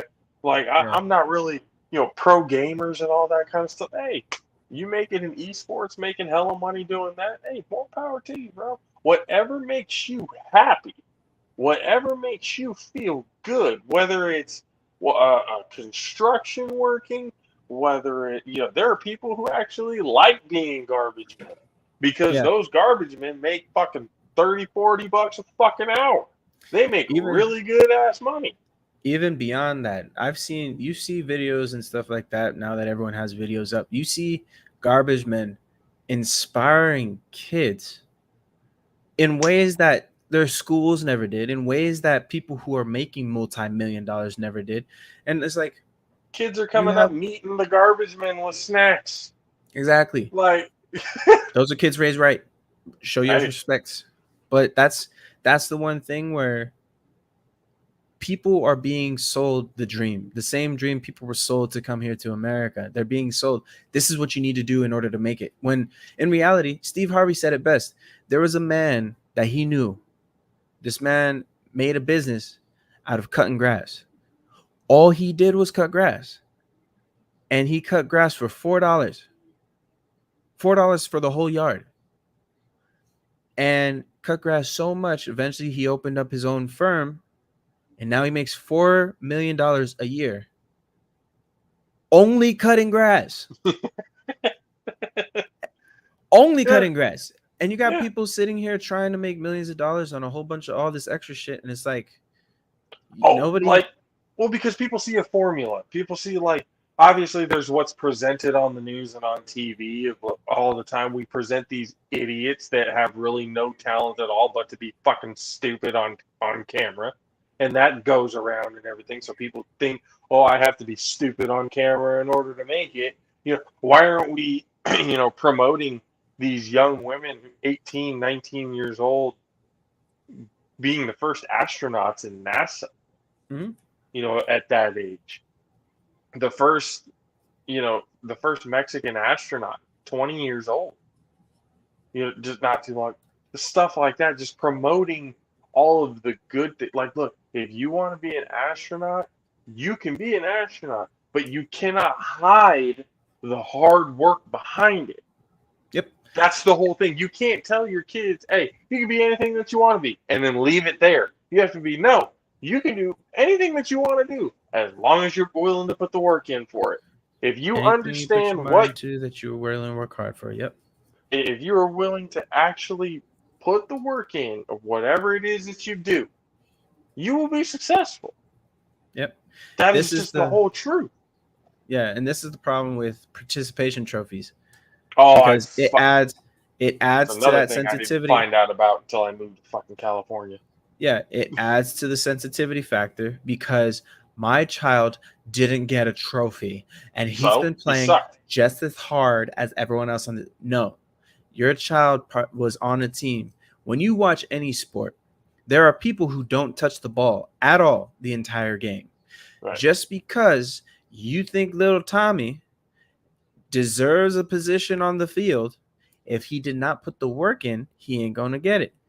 I will say from personal experience, there are times it doesn't matter how much work you put in, you will not be Oh. recognized for that work. That is the reality of life. Yeah, There are there's certain moments, politics in sports and everything, yeah, depending on where but you it's not go. even just Yeah. not even just sports. In anything you do, there are things in life that you will put a ton of work into and not get the recognition or not get the payout that you were expecting. You know what you need to do? The same thing I did in my situation. I didn't whine, I didn't bitch, I didn't moan. I turned around with everyone telling me not to leave. I told them, out of respect for what I can do with my time, and understanding what you guys are trying to do with yours. I will not be able to fulfill what you want. I have to step down and find my way. Yeah. I have to step down and find my way. I didn't blame them. I didn't say you're the reason why I don't want to do this anymore. You guys are the ones who didn't give me the chance to run the ball, and I proved myself. I proven myself. No, You could have, I but you could have done didn't. that, but I didn't. What? Why? What would I get out of me bitching and moaning that I didn't get the ball? I guarantee you, out of spite, I wouldn't have touched the ball again, anyways.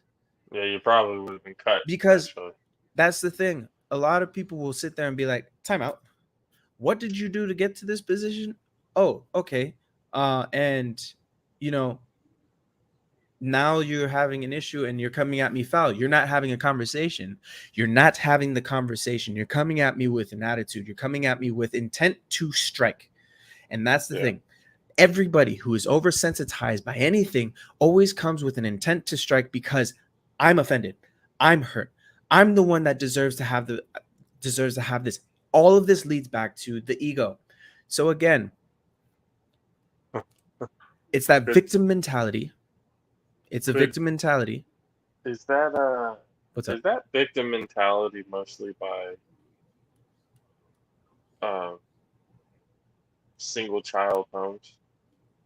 Meaning, like, if you didn't, if you were a single child, are more single child children the ones who grow up to be those like oversensitized, I would say type of yes stuff? if it didn't happen in my family. And that's the thing. I'm one of 7.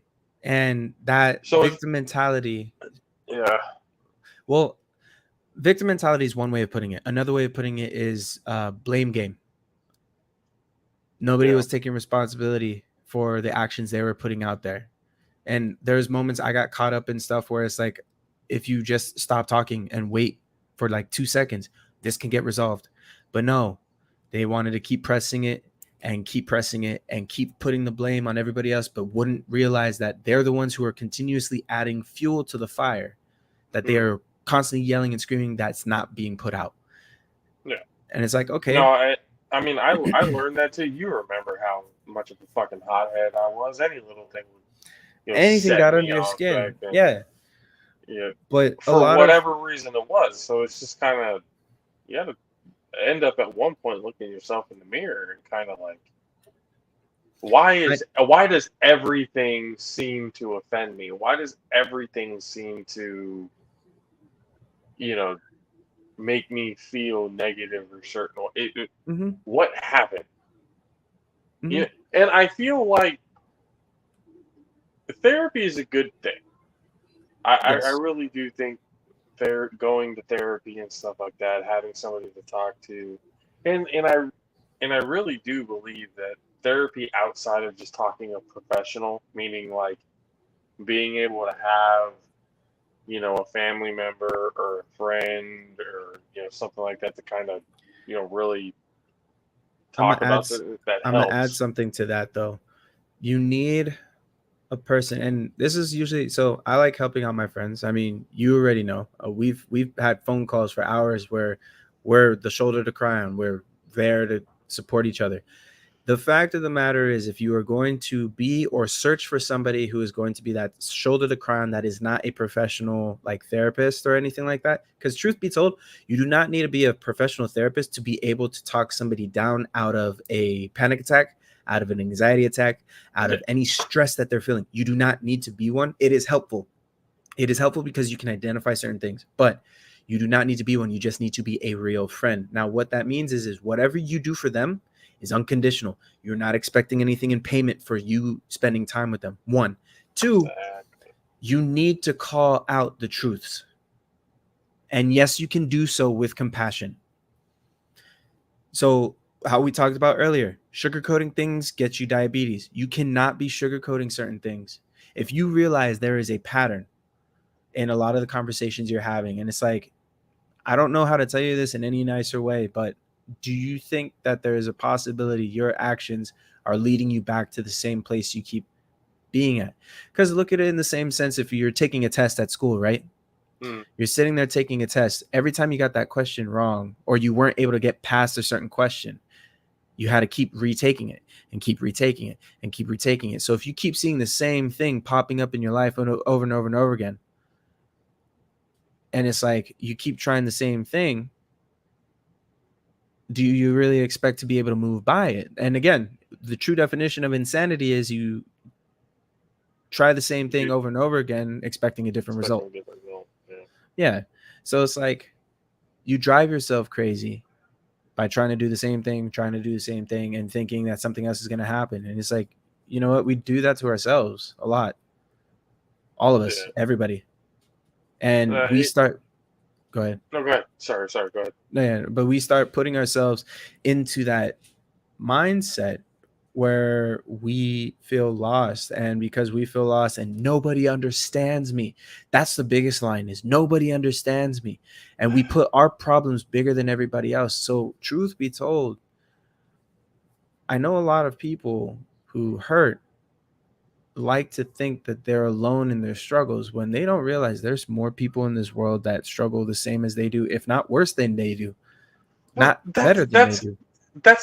That's one of the things that kind of that interests me, though. As much awareness as there is for everything, you would think people would know where to go to be able to talk, whether it's a therapist, a counselor, and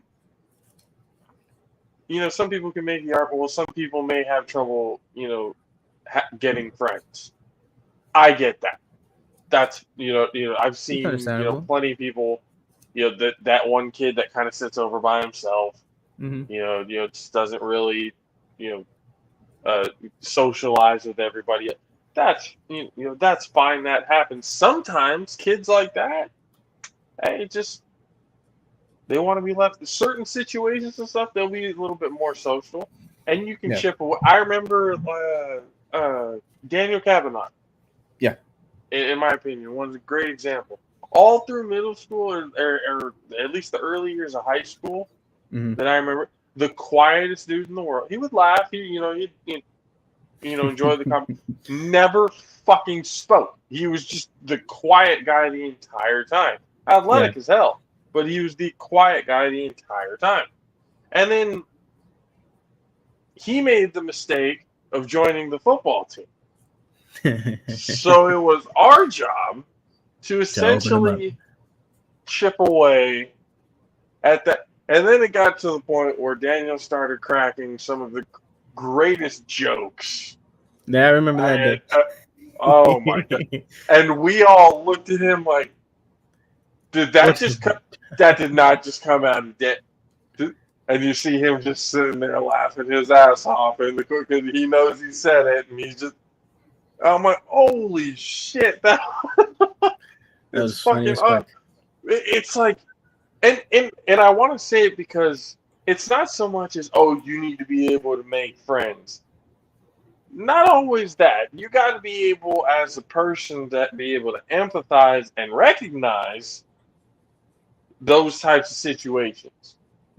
Because if you're a person who, who isn't selfish, which is kind of hard to find, nowadays, if you find a person who doesn't necessarily think all about, themselves the entire time, you see somebody eating by themselves, you don't have to, say anything at first or whatever, but you notice it. Next time you go by, you see it again. Next time you go by, you see it again. You kind of start to realize they're on their own. You see them around; they're still on their own. If you feel the sense of, hey, you walk up, hey, you mind if I have lunch with you? Hey, what's going on? Let's talk. Do something like that. You may never know. Sometimes you could be making somebody's day because, and instead of judging the kid like, oh, he's a loner, he's this, you have no fucking clue what that kid could be going through. That kid could be going through something extremely difficult at home. You have no idea. That's why he sticks to himself, because he doesn't want to share the information that's going on in his fucked up life. Like he don't want anybody to have that burden. Yeah. So he doesn't feel like he should be able to talk to other people. Yeah. So instead of going like, oh, and then bullying him, and that's what I'm saying. The bully part, and I'm not going to sit here and lie like I didn't, you know, when we're kids in elementary school and everything like that, and I'm not going to make it as an excuse, but when you're trying to find, me especially, being in my fourth school in 2 years, Mm-hmm. you know, there was I'm trying to, you know, find my way in the pecking order, because every time I got into these schools, it was mid-year.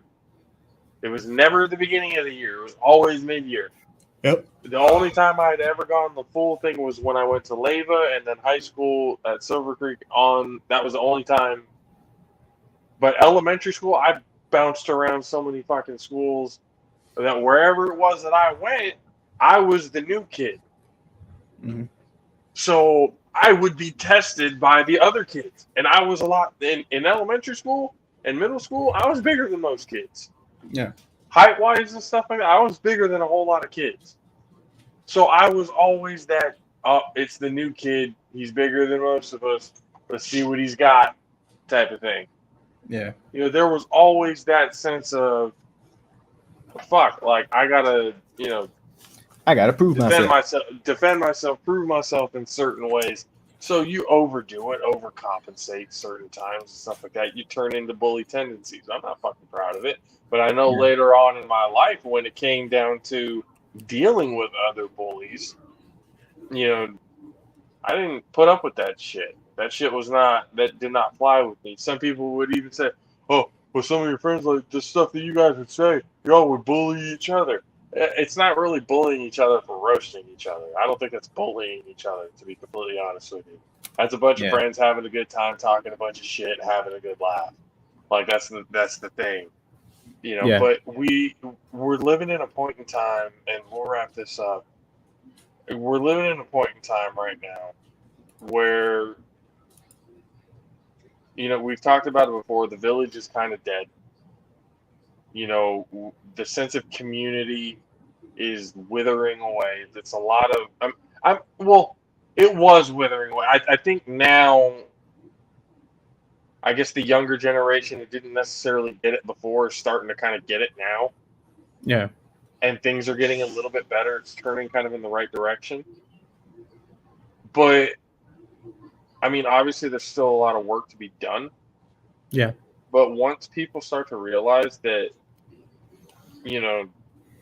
they're not alone in anything that goes on. If you have something that's going on with you, somebody somewhere is going to relate.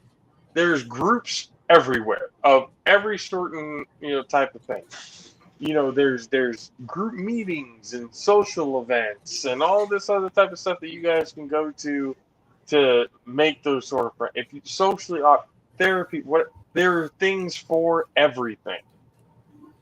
And if you don't have trouble socially, you need to start more people need to have more empathy. More people need to realize that, nobody on this planet is going to be able to do it by themselves. Nope. As smart as Elon Musk is, he would never be able to run the company by himself. Yeah, okay? He needs more people. You need people to be able to get this thing to run. You need teamwork, and you need to be able to have a good relationship with that team. Whether you're running a business or your family or whatever, Hello.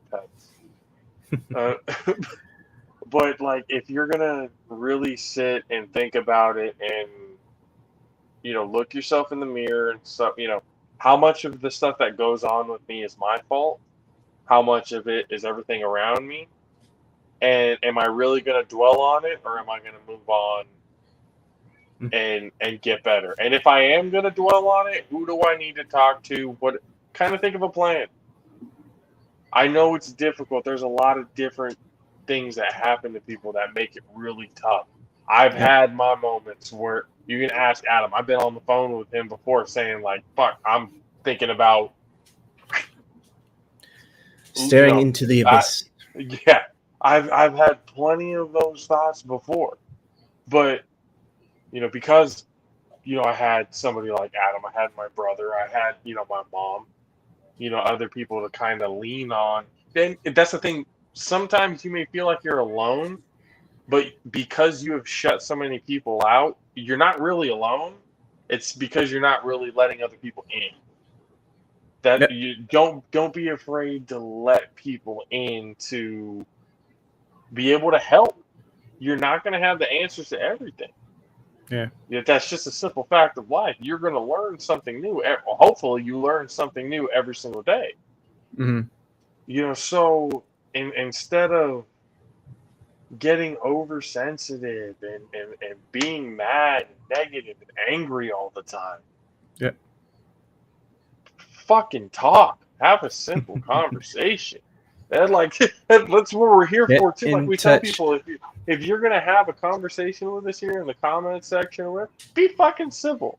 Give us the info that you have, your opinion that you have, and where this is how you see it.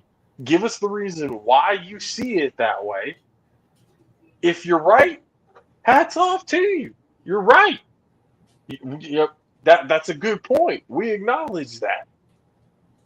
But if there's some holes and if we can help, again, we're not fucking, you know, degrees in psychology or anything like that. But goddamn, if we can lend some sort of a helping hand through our own experiences to be able to help somebody get through theirs, Yep. fuck, by all means, Make it by work. all means. If we can help you, we will try and help you. Hmm. If we can't, we try. But we're gonna try and make it fun in the process. We're gonna try and keep smiles on everybody's faces. I know there's a lot of serious shit in the world to talk about, but again, we're gonna try and find light in the dark places. Hmm. But we're also gonna be serious when the time needs to be, because serious conversations need to be had. Yep. You know, rebirth of common sense for a reason, people. We got to bring that shit back. We got to be Yep. able to talk to each other to figure it out. Otherwise, we're never going to figure it out. Yeah. Any final words, Mr. AC? Yes. So my final words of the day, ladies and gentlemen. Actually, to piggyback off of what you were saying. So in regards of definitely finding somebody out there, somebody who will call you on your shit, keep you accountable for the things you go through. All of that kind of stuff like that. Understand something though. Just because you found somebody who is willing to help you in your time of need does not mean that they will always be accessible. And the fact of the matter is that you cannot only rely on the power that they are giving, because in order for you to be able to take control of the things that cause the oversensitivity or cause a lot of that hurt and pain within yourself, you have to do the work. And for a lot of those who are spiritual practitioners, know you got to do the shadow work. You got to search through the demons that haunt you and come at peace with those demons and understand that they don't need to control you. Those demons can be anything. Those demons can come out of I have a vice where alcohol has to be my means of healing, or drugs, or some other stimuli like that, like self satisfaction or any of those things, or satisfaction from multiple people, like gaining attention or anything like that. There are ways to heal. And there are ways to get to the destination you're looking to get to. And the fact of the matter is that there is multiple paths to get to the top of a mountain. Some of them have already been trekked. Some of them have not been made, and you have to trailblaze. But at the end of the day, understand that you can still get through whatever challenge you're facing. That, if something is bothering you, if Yeah. something was said that hurts you so much, instead of blowing up on the person as an initial reaction, you don't know what you're talking about. You need to stop talking about this right now. You need to shut up. Look, no, done. I'm canceled. No, done. Find out where it is for you, and what about this topic gets you to that point, Mm-hmm. right? Again, this is I can already hear the people in my head saying, no, I don't have to put up with that. You are 100% right. You do not have to put up with anything you do not want to. What I am saying to protect your peace. You don't have to talk to the person. You don't have to sit there and question, like, what is it about this topic that is bothering me? Because in a lot of cases, it could just be how that person views the topic. Plain and simple. It could be. In other ways, there are things about the topic where it's not necessarily being said to be hurtful, but it hurts because of an experience you've had based on the topic. So check within yourself. What is it about this that is getting my blood boiling? What is it about this that is bothering me so much? Look in within. And if you can't see anything within yourself, confide in a friend. And if still there's no evidence of, like, there's no other reason why you're getting pissed off about this except for the fact that the other guy is an idiot, you do not have to deal with them. You do not have to interact with them. Wish them good blessings and hope that they don't fall into a ditch and die. Clean your hands of it. Move forward. Because you have more of an opportunity to do things with your life. You don't even have to worry about them. You got goals that you're trying to achieve. You got things you're trying to do. And no, all those goals do not have to be TikTok famous. They do not need to be OnlyFans famous. They do not need to be YouTube famous. They do not need to be Instagram famous. Find something you're good at. Find something you love. I get it that, TikTok, Instagram, all that stuff like that gives you a platform to where you find the things you love and are good at it and you can present it to the world. So your talent gets discovered, which is fine. That's fine. But don't do it for the sake of becoming famous on those platforms. Do it for the sake because you love it. Mm. Do it for the sake that this is a passion you have, and share that passion with those around you. Take your greatness, the greatness that you have been given as a gift from whatever you believe in, whether it's God, whether it's the universe, a higher power, from the like whatever. You were just born with it. Take this gift and let that greatness of that gift flow through you to inspire the greatness in others, so that we all can come together at the end of the day. Because you guys need to stop thinking that your shit stinks worse than, stinks better than, doesn't stink at all. Stop thinking you are by yourself in this. Stop isolating yourself, like we talked about the last time in regards of, like, when I was talking about the Willie Lynch laws.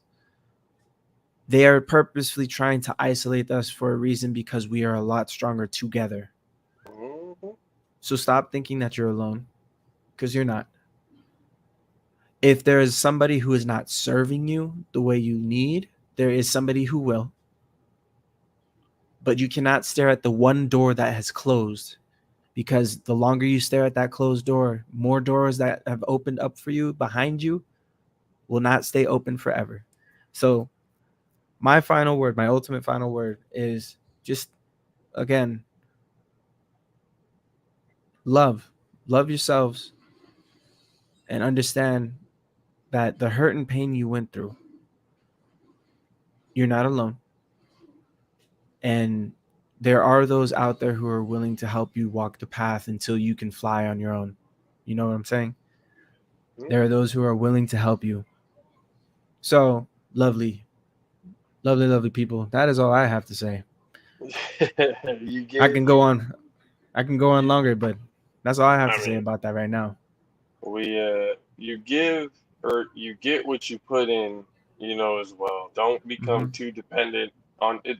That's the thing. Be able to find somebody to lean on and be able to confide in and stuff like that. But don't be too over Dependent. dependent, because again, like that what I said earlier today. You may be the main character in your own story, but you're not, the And main someone character else's. in someone else's story. They may be able to help you and stuff like that when they can, but don't hold it against them when they can't. Yeah. Because sometimes you get to the point where, if I've seen people, if their friend doesn't basically drop whatever it is that they're doing and help them out, they get pissed off and stuff like that. That happens in relationships and stuff too. It's just not, it's not a good thing. You got to be able to let people live their own lives, and you can't. Again, facing your demons is just that, you facing your demons. demons, not relying on other people as a crutch Mm-hmm. to be able to deal with those demons, because you're just never gonna learn. Because then if it happens, you just, oh, I just got them, I can go to them and it'll be fine. Yeah. And it's that you're never really gonna face it. You're never really gonna fight it. Yeah, go to them to be able to like talk it out, figure it out. But in Yep. the end, it's all on you. It's Yep. all about that person that you look at every single morning before you go to work or before you start your day. Yep. You know, so The just participation trophy you earn in this life is the tombstone. Everything else you do in between is up to you to earn it. no, that's absolutely right. Appreciate you guys for hanging out with us for this time on oversensitivity and everything else like that. Mhm. Again, we make it very clear there are plenty of things to be sensitive about, especially in the time of, when it's happening and all that other kind of stuff. There's times to be sensitive, we get that, but then there's other times that you can be able to, laugh at things and move on and get better and stop holding on to past things that are just going to do that, hold on to Mhm. you from being able to let go and be free and do what you want to do. Holding a grudge and holding all that negative energy is just going to do nothing but keep you and weight you down. Mhm. So when you guys start letting go of that and start looking at things in hindsight, going, you know what? All right, no, life lesson, life lesson. It's not a loss; it's a lesson. Stop, like you're really talking about. I will give you the participation trophy without giving you the physical trophy because you didn't actually deserve it. The trophy is anything that Mhm. you do for you. Okay? If you need help, don't be afraid to ask for help. If you got people to be able to help you out, cool. If you don't, you'll find someone. There's somebody there. There's somebody there. Sometimes it's a complete stranger. Remember that. And you may not even realize it for that's what I'm saying. Like you may be shutting somebody out without even really realizing it.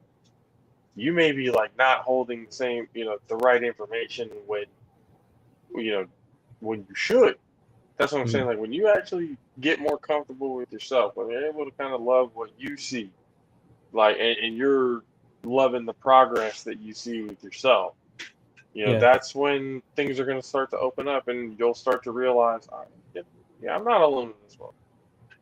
I may have felt that way, but life is a bitch and it's gonna be hard. We're not gonna sugarcoat for you. Oop. It's gonna be a fucking hard life, but it's how you come out of it.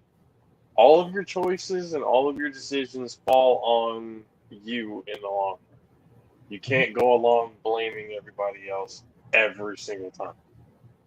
Yep. And I can say that out of experience. I can't be going around blaming other people for my fucking problems because eventually my problems will never get solved. All Credit right, where credit so. is due. Ha But again, we appreciate you guys for hanging out with us on this lovely Tuesday. We'll see you guys again soon, for sure next Tuesday. But depending on what happens in this The world, coming at weeks. this point, anything could be fucking happening. We As might come at you with another episode to talk more about it. But we appreciate you guys again for hanging out with us here on Facebook, on YouTube, for Grenade Growth Productions, on Twitch at PvP Studios, and then obviously on the Twitter at Logical Senses 22. yep. We appreciate you guys for hanging out with us on those live points there and being able to talk and have a conversation. That's what we're here for. You guys have anything that we want or that you want us to talk about, and certain topics that interest you that might bring up a good conversation, by all means let us know.